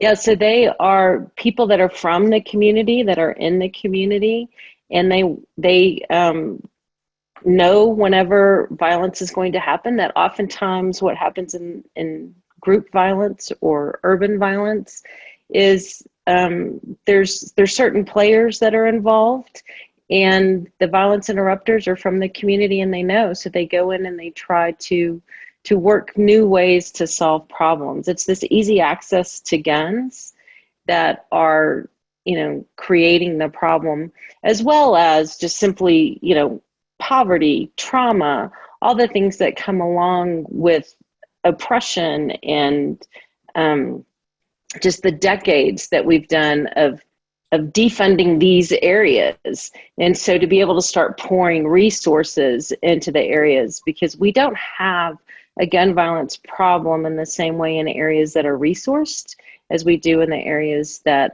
are not. And one of the things that they're over-resourced with is in policing. So to be able to decrease policing and increase resources for other services.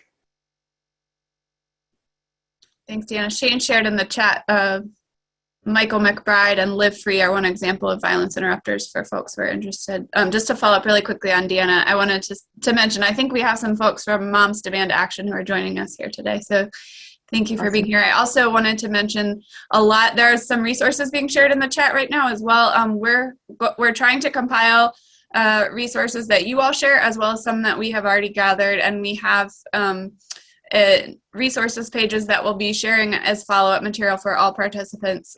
We already have our resources page. We may need to add to it as you all are giving us more information, and that's that grassroots rising up together of learning together. But Shane, did you want to add something to policies? Just briefly, that there is a very particular part of this that's local. Figuring out what's happening in our own communities, what's happening, what are some of the bills that might save lives in our communities. But there is a federal part of this that has to be addressed too, because they intersect. And this is how. Philadelphia, as a city, would love to ban assault rifles. And this is not just a theory. We had an AK-47 shooting 1 block from my house, like 40 rounds that were shot in less than a minute, and 2 lives were lost. It could have been even more, but those 2 lives were tragic, right? And I heard that, so that was we would like to not have AK-47s, just like we don't have grenades. Ironically, fireworks are illegal in Philadelphia because they could be dangerous.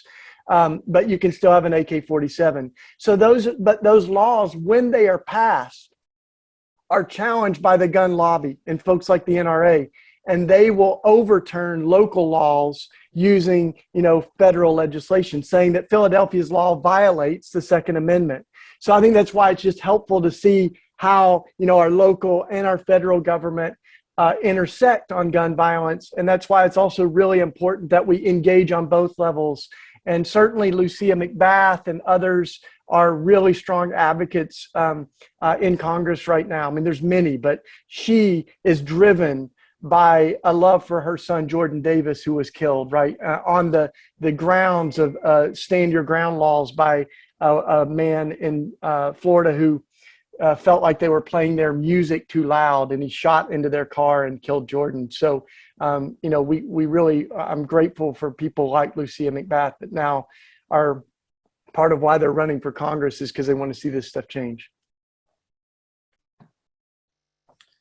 Thank you. One thing that folks are naming is that there are so many, even policies, but also just so many different ideas of where to start and what actions to begin with for those of us who want to do something about this. If you had to tell us where to start, what would you recommend? Well, I would say, one of the challenges that I've experienced in talking with churches is oftentimes, the resistance to want to be engaged with gun violence prevention work. And mainly it has to do because they're worried about it being political.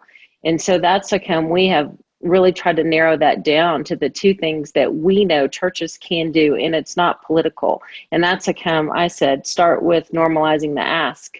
That we need to be able to, every time you go somewhere, to be able to ask, is there a gun here? This is the work that's happening in Texas right now. When we had our concealed carry laws dismantled, that now, people can take a gun anywhere, is being able to go to those businesses and say, what do you allow for guns to be here in these premises, and to be able to make decisions about where we go, where we allow our children to go.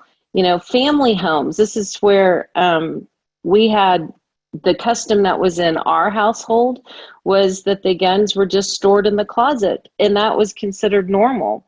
And so to be able to ask your parents, your grandparents, how are they storing their guns, and make sure that they get locked up so that there won't be access.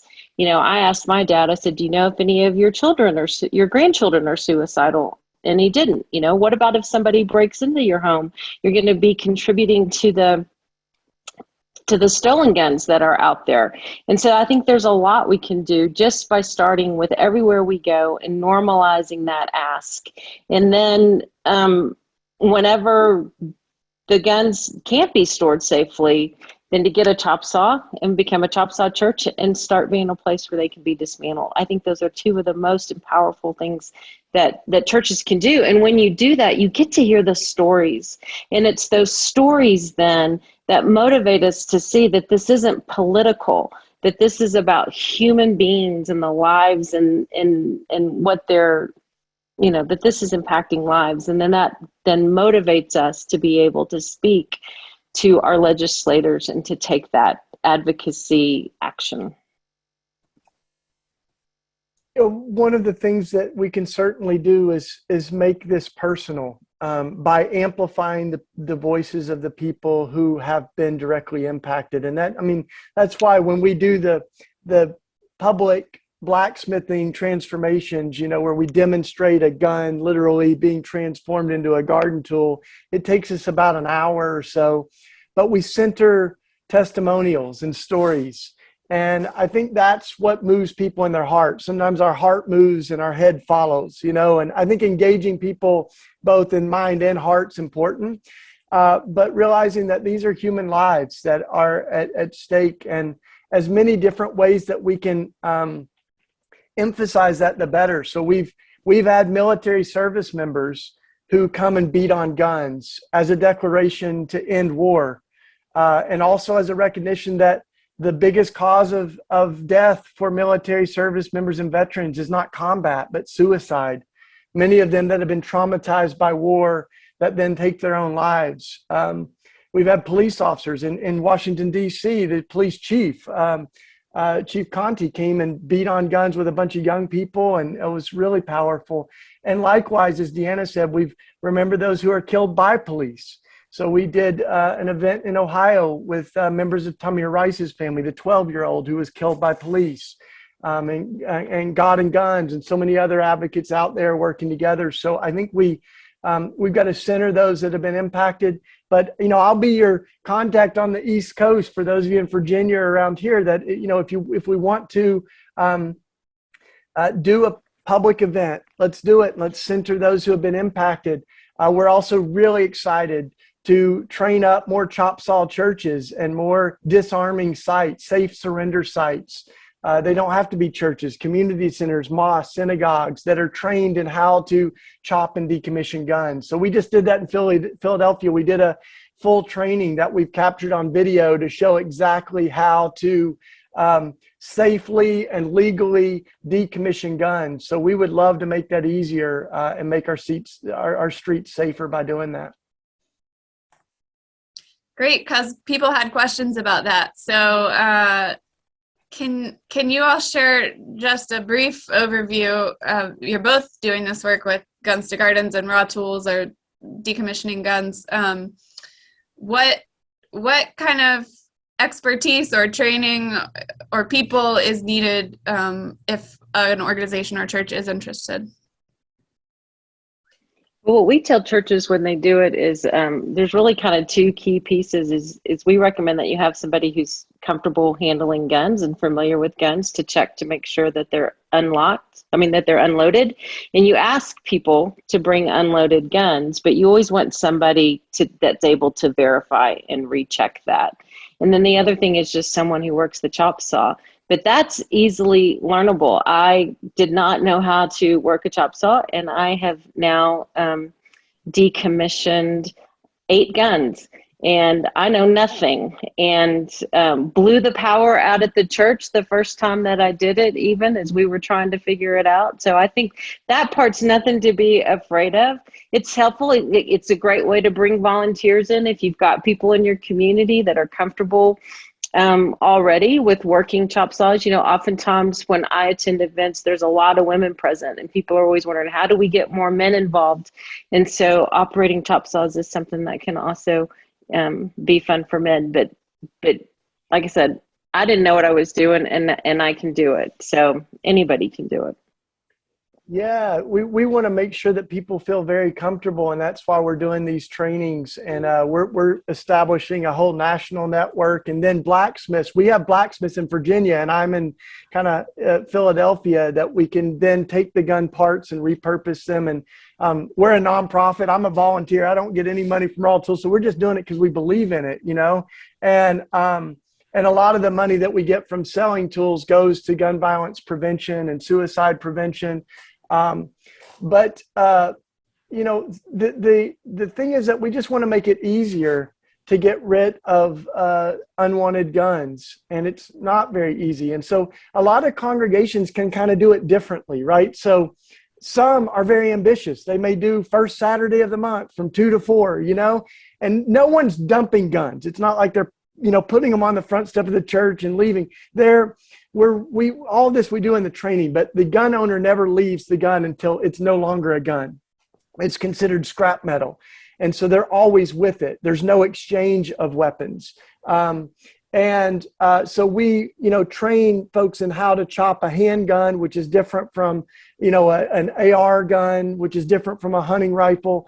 And we make sure that you feel comfortable doing that. But some places might just do it once a year, right?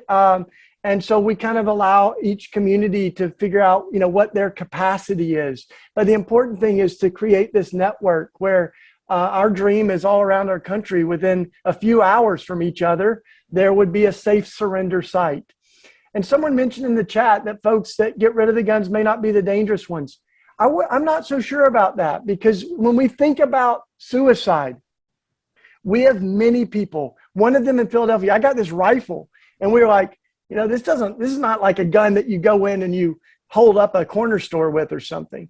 Like, but I then heard the story that this was an elderly woman that had kind of inherited this gun and was in a really dark place and was considering taking her own life. And getting this out of the house was really good. And she had no idea how to do that. We've had other guns that, like what often happens is sometimes people will see an event and the family will say, you know what, I'm going to keep my 12 gauge because I still enjoy deer hunting, but I don't need handguns and I don't need them in our house. And they'll get rid of the handguns. So every little rethinking of this is so important. And we're really passionate about meeting people where they're at. And this is not something imposed. It's something that's provoked, you know, by, I think, the spirit in someone's heart, that they just began to think. I mean, the first 2 guns that we had donated were AK-47s. And these were gun owners that just said, one of them said, I have no idea why I got this gun, but it's not going to be making the world safer. And I don't even want to sell it. I just want to see it decommissioned. And that's what we did. That was our first gun, you know? So that's, you know, there's a million stories, and some of them are tragic. There are families that one of them had a suicide homicide, a double murder. So the husband took the life of his spouse and then took his own life. And then the children had a house full of guns, and they just wanted to get rid of them, and they wanted to honor their loved ones. And so that's exactly what we did by chopping those guns up. Yeah, and I want to add a story of one that I just heard recently. I was talking with a group in Louisville, Kentucky, that was interested in becoming, you know, a chop saw church and having a Guns to Garden event. And I was in conversation with a violence interrupter who took a gun away from a kid in the neighborhood, you know, that could have done harm with it. And he took this gun to the police station thinking he could get rid of it. Well, that police station worked so that they wouldn't take the gun. They couldn't take the gun because of laws that were in existence without having an owner attached to it. They wanted the kid. And the violence interrupter was like, no, I'm not going to give you the kid. You know, and he also said that the way Kentucky laws work, that any guns that were taken in were going to be put back into the marketplace. And so it all depends on where you are and what type of impact you can make. And as Shane said, any impact is better than none. And to be able to begin to shift that culture into the way we think about guns and who it is and what the story is. We just don't know what the story is going to be for why somebody changes their mind But the point is, right now, there's no option for them other than to return it to the gun market. Like I said, that gun, unless you can take a hammer to it, and as this violence interrupter told me, he was like, I tried and I couldn't destroy it. He was so excited to know that I had an option for him for a way to get rid of this unwanted gun because he didn't have one.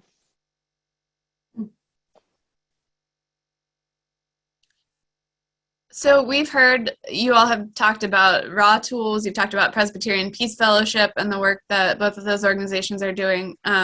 We've also heard about Moms Demand Action.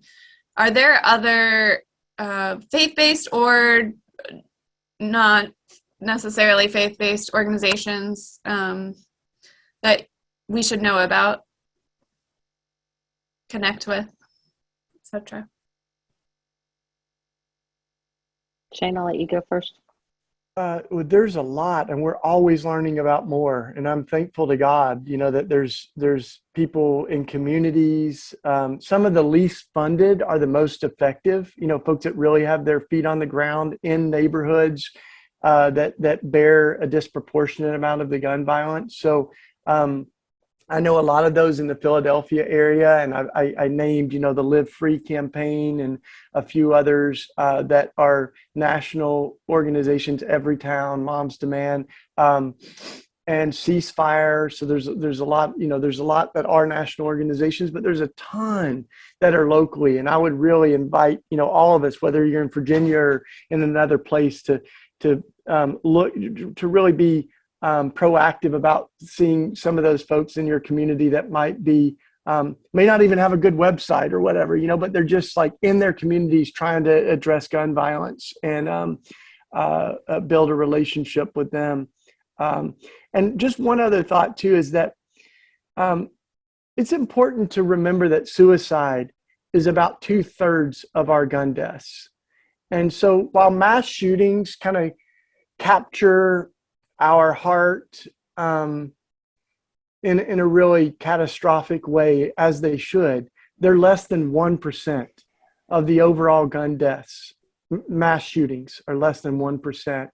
And the reason that suicide is also really important is that, and this is kind of taken new urgency in the pandemic, is having a gun in the home or having access to a gun makes all the difference in the world when someone's thinking of taking their own life. Over 90% of people who try to take their life with a gun die. Over 90%, almost all of them die. But what's interesting and so important is that over 90% of folks who try to take their own life by other means than a gun survived. Over 9 out of 10 survive, depending on what the method they use is. And most of them do not go on to take their own life. But you don't get a second chance with a gun. And thwarting the first suicide attempt is really, really important. And that's why, suicide, it needs to be a part of this conversation, and is affecting many people, in our own families and lives too. So suicide prevention is a big part of this movement too. And mental health, some of the other things that folks have mentioned too. Thanks. Shifting gears a little bit, one of the other questions we got is just how to, and I think you've sort of touched on this a little bit with the stories earlier, but how to maintain momentum, how to maintain hope. And it can feel like they're after a big shooting, mass shooting, like you mentioned, the ones that kind of capture our media, there may be some energy and momentum, March for Our Lives after the Parkland shooting, things like that. And then it seems to fade away again. How do we maintain momentum, and how do we maintain hope in the midst of that ebb and flow? The t-shirt that I'm wearing today is one that I got when I went to Boulder in Against the Gardens event that they held in Boulder at a UCC church that was just blocks away from the King Super that had a mass shooting. And this is why I love churches becoming chop sauce churches is they said, it can happen in our backyard and there's nothing we can do about it. Feeling hopeless. I'm in Texas, and our lawmakers, like I said, are continually dismantling our gun laws. So it can be very hopeless. And so being able to have that chop saw and to take a sense of empowerment that you are making a difference, that's the fuel that keeps me going in between any type of advocacy work that I do. So that every time that saw goes down, to me, that's a life, at least one life that's being saved at a minimum. But I said, just yesterday I told somebody, but a gun's not a bumblebee. That gun can kill multiple people. So you don't even know how many lives that you're saving with every gun that you dismantle. And that was what was so powerful at that Boulder church and the experience there, where there were two sisters that were pacing out in front of the church, and their brother had taken his life with a gun. And so they said they just wish that there was something like this whenever that happened for them, and they received the gun that he had used. It brought that community together for a time of healing and a time of empowerment. And that's one of the things that we know about trauma, is that trauma, we shrink and we start to feel helpless. In places where you're able to begin to take action, to feel like you're doing something, that there's forward movement.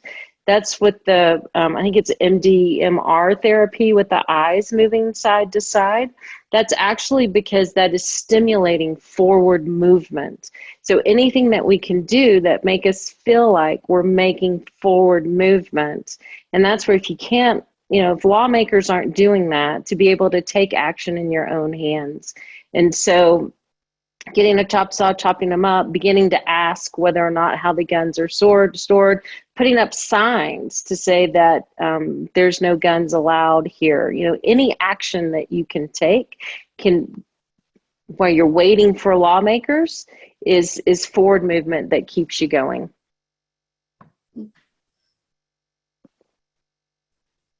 Thank you. All of our speakers and we watched, many of us watched the film Trigger, that the ripple effect of gun violence, which was, done by the Presbyterian Disaster Assistance, and discussed that yesterday. And that also talks about the impact of the money trail that both of you mentioned, the profits, and how that is driving so much of our gun violence epidemic. Some people were curious if there are ways that we can change that profit motive, make a difference make it more costly for the industry. And some people mentioned the recent, settlement with Remington Arms and Sandy Hook families, where they had to pay $73 million to the Sandy Hook families. But are there things that individuals and groups can do to make it more costly? Yeah, so for starters, I think those are, corporate accountability is a really important thing. So there's laws that have, really been obstacles to that. The Consumer Protection Act of 1972, the Protection of Lawful Commerce Act of 2005, they created that immunity that's been exploited by the gun profiteers. And Deanna is exactly right. If you want to, it was Henry Ford who said, if you want to figure out how to end violence, figure out who's making money off of it. Figure out who's profiting from it. And there are people who are making a ton of money off profiting from violence. And it's not in their self-interest to have any obstacles to that, even technology, right? So like the smart gun technology, that sounds expensive and hard. So they're not going to do it unless they're pushed to do it. And I think that's where we really have a role to play.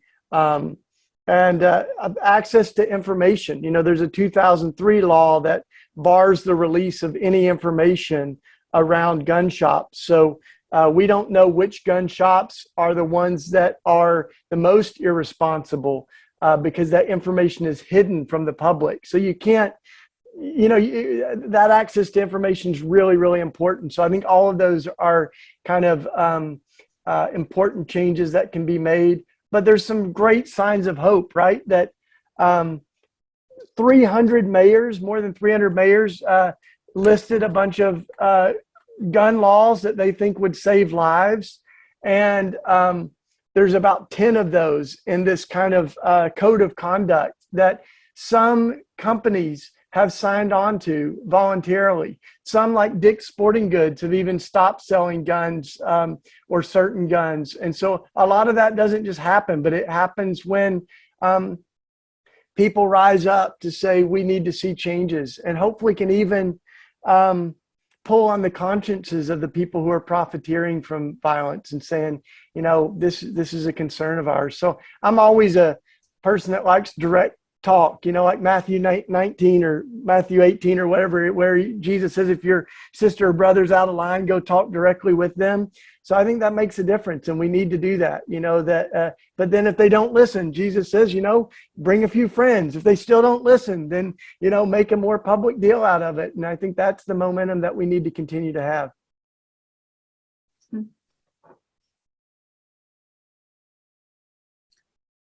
Thanks. Let's see. So, going back to policy and advocacy for just a moment, there were some more questions about that. And one is, I think these two are related. So does it make a difference? Does writing a letter to a congressperson or a local delegate make a difference? Or are there other ways to go about advocacy? And in particular, how might we support and encourage representatives who are worried about alienating their base somehow, who may be sympathetic, but, you know, Deanna mentioned Beto O'Rourke wondering, could you run on a gun violence platform in Texas and win? So any thoughts on It's that? interesting. I listened to Beto yesterday. He was actually in Dalhart, Texas, and every question that was asked of him was, you know, y'all all know I said I'm going to take your guns away, right? AR-15s, that he was going to take them away. But he modeled for us is that we can have our own personal beliefs, and we can also work to change, you know, gun laws for where the people are at and what can be done. And in that, the problem that we're up against is decades of work by the NRA and the gun lobby to create, you know, there's a book called How Change Happens, in which Leslie Crutchfield looks at the power of grassroots movements. And that's what, so we're a little behind in that the NRA, you know, had a couple of decades they were doing that while creating grassroots, while the folks in the gun violence prevention work were really focusing just on policy at the national level. And so that's what's shifting now, is this grassroots. And so as the people begin to rise up, you know, so that it's not just our politicians who are on the line, but that the people are with the politician and can offer them support and to offer them protection. You know, that in that book, Leslie Crutchfield, How Change Happens, she says that the way our system design is that change does not come from Washington, change goes to Washington. So that's why it's so important to join with others and to create connections and voices and to be active and to go and talk to your lawmakers and to let them know that you are there and that you are watching. They may not change, but it's important that they know that you're there, and it's important that you support them. And not just, you know, Republicans and Democrats, whatever your lawmaker is, that it's important that you continue to make your voice known, even though it may feel like it's not doing any good. And believe me, like I said, I got Ted Cruz. It's not going to do, I'm not hopeful, but he still needs to hear from us. And he still needs to know that the people feel differently and that the people want for there to be life-saving policies. That's a good word. And one thing that I would say that the NRA has done very well is engage the politicians. A statistic shows that half of NRA members say that they have personally contacted one of their representatives, and 25%, a quarter of them, have done it within the last year. And you compare that with the general population, and it's only 15% of us have done it in the last year, and 25% have ever actually contacted one of their political leaders. So I think, there is an element of we need to be as proactive for peace as people have been for violence and war and the advocacy of guns, that we need to be heard. We need to rise up. I will say that, when it comes to hope, I've learned to temper my hope a little bit. That, I thought some of these changes really need to come at the Supreme Court level, like rethinking the 2008 ruling in Heller or the death penalty. We were really hoping that the Supreme Court might at one point rule differently on the death penalty. I believe in miracles, but I'm not going to wait on them. I'm going to also keep moving. And I think that what we're seeing is a growing number of people who are really, really tired of the status quo when it comes to gun violence and the death penalty. And in Virginia, you're one of the signs on the death penalty, right? The first formally Confederate state to abolish the death penalty. You did it last year. So I think it's a sign that things can change. And but it happens when we rise up, and I think it also happens when we amplify the people who have been so impacted by the injustices. And, Dr. King said so well that the church is never meant to be the master of the state or the servant of the state. The church is meant to be the conscience of the state. And I think that's what we need to be, is we're not waiting on the state. We're not putting all our chips in. We're going to be the conscience and continue to amplify the blood that's crying out to God from the ground.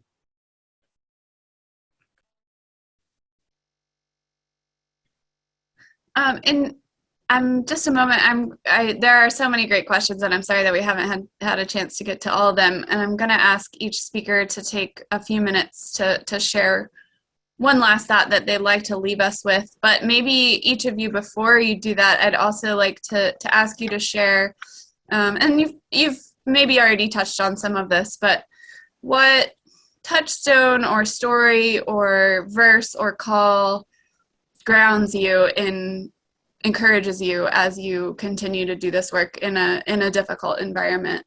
How do you keep going? And then share any other final thoughts that you would like to leave us with today. Yeah, so the thing that really motivates me the most to keep me going is hearing the stories of mothers that have had their children taken from them from gun violence. No mother should suffer, and no mother should suffer again. And so I think an uprising of mothers, that's how I got involved in this. That's what keeps me going, is hearing the stories of pain and realizing that I have tremendous privilege and that is my call in following Jesus. In the Gospel of Luke, Jesus says that he lays down his life for his friends. So that's how I feel that I embody my baptismal promises in following Jesus, is that I lay down my privilege and I seek, discomfort and the discouragement that sometimes comes with this work, because I haven't lost a child. So I can fight and I can keep going for those that are in pain and those that are grieving.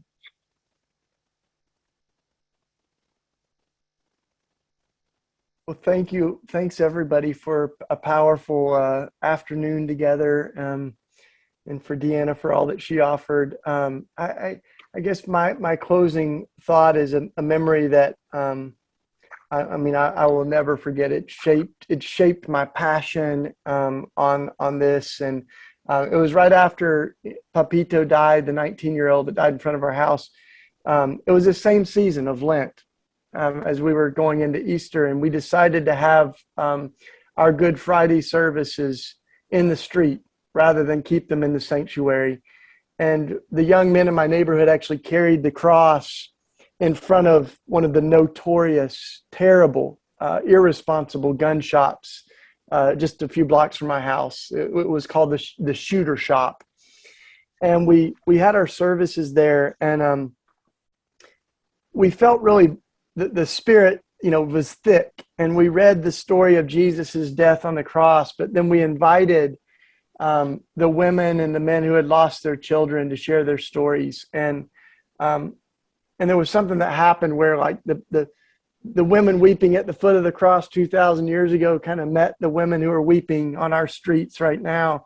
And this woman came up to me afterwards and she said, I get it. And I said, what? And she said, God knows what it feels like to lose your boy. And she kind of collapsed in my arms, and it was Papito's mom. And those words, that God knows what it feels like to lose your boy. I mean, I don't know that I've heard much better theology than that, and even when it comes to the loneliness that Jesus felt when he said, my God, why have you forsaken me? That there's people that feel that loneliness right now. And God is with them. God is with those who are suffering. God is with those who are grieving the loss of their children. And that should motivate us, right? As we worship Jesus, especially in Lent. And, as we're remembering Jesus as a victim of violence, it should sensitize us to those who are experiencing violence right now. And we should be the biggest force against violence that the world has ever seen.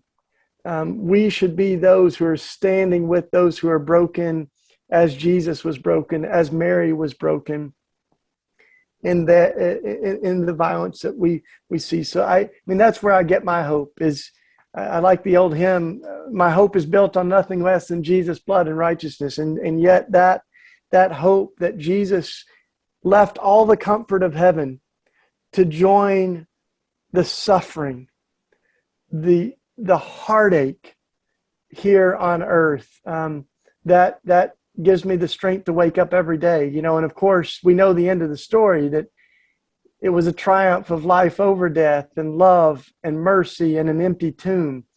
But the cross is a huge part of that. You can't have an Easter without a Good Friday. And so I think we're living with a lot of people right now that are living in Good Friday. And we can be Easter people, but we've also got to walk through Good Friday with them. And so let's keep doing it. Amen. Thank you. Thank you both so much for the time that you've shared with us today.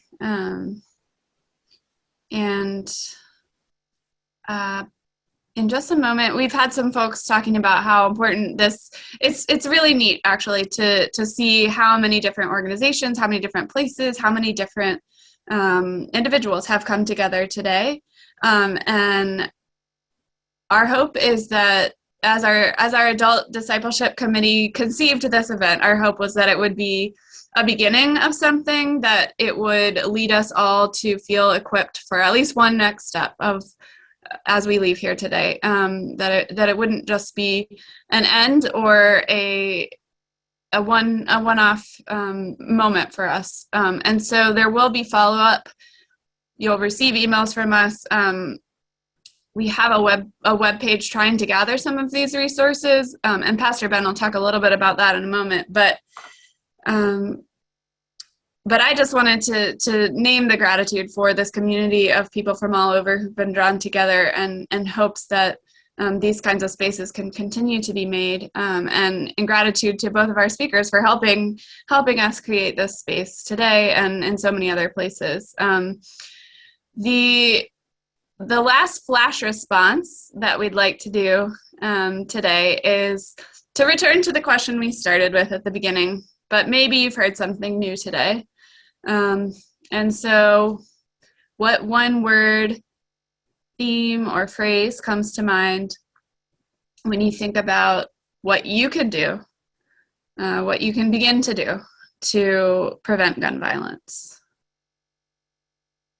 And as that comes to you, may only be a beginning. You may still be formulating it over the time as you process what you've heard today and look into some of the resources. But go ahead and share that in the chat as you think of one way you can begin to respond.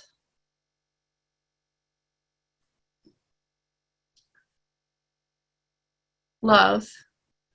Keep going. It's a marathon, not a sprint. Constitutional knowledge. Revival. Acting as a church. Come together as a body of compassion. Amplify truthful messages. Prayer and donate to organizations that work for peace and gun violence prevention. Pray for a miracle. Supporting those who speak out publicly. Do something. We may see a few more responses, and I know many of us are people who process more slowly if you're like me, so you might not know exactly what you're going to do tomorrow, but I hope that we all do take time to process what we've heard and to take our next steps. Write Congress, keep writing to politicians, be a conscience to the state, hear and share stories. We've begun to do some of that today, and I hope that we will continue.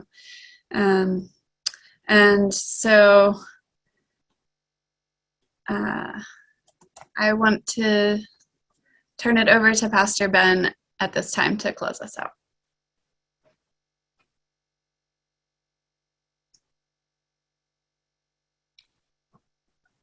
Thank you, Katie. And before we pray and close our time together today, a few additional thank yous. I want to be sure to thank our Adult Ed Committee and especially Grace's conference planning team, without whom none of this weekend's events would have been possible. Special thanks to John Soden, Philip Speece, Yvette Moy, Linda Hitchens, Beth Jenkins Smith, Nelson Thurman, Amy Trawick, Kathy Drinkard, and Warren Clayton, and Reverend Katie Murchison Ross for many meetings and countless hours of prep work and promotion. We're also grateful for the preparation and assistance of yesterday's film discussion facilitators, Cindy Bryant, Pam Evett, Donna Lucas, John Machado, and Calvin Wilder. And I list all of these names to show you how many gave their labors to make this event happen. Thanks to Becca Tyvel of Peace Catalyst International for her work behind the scenes today. Becca joined us from South Africa, so it's quite a bit deeper into the day for her. Once again, thanks to our sponsoring partners, Presbyterian Peace Fellowship and Perceptions Exploring Gun Violence, especially Deepak and Karamath. And of course, one more great big thank you to our speakers, Reverend Deanna Hollas and Shane Claiborne. You have given us much to think about and much to set our sights upon going forward. Thank you for sharing your ideas. We at Grace will be incorporating these into our own next steps and resources page that can be accessed from the event web page on Grace's website. These remain a work in progress, so we will continue to add to our gathered wisdom. We'll drop some direct links into the chat box now, and we invite you to click on them now or in the future as you think about your personal or organizational next steps. Now I'll ask you to join me as we close in prayer.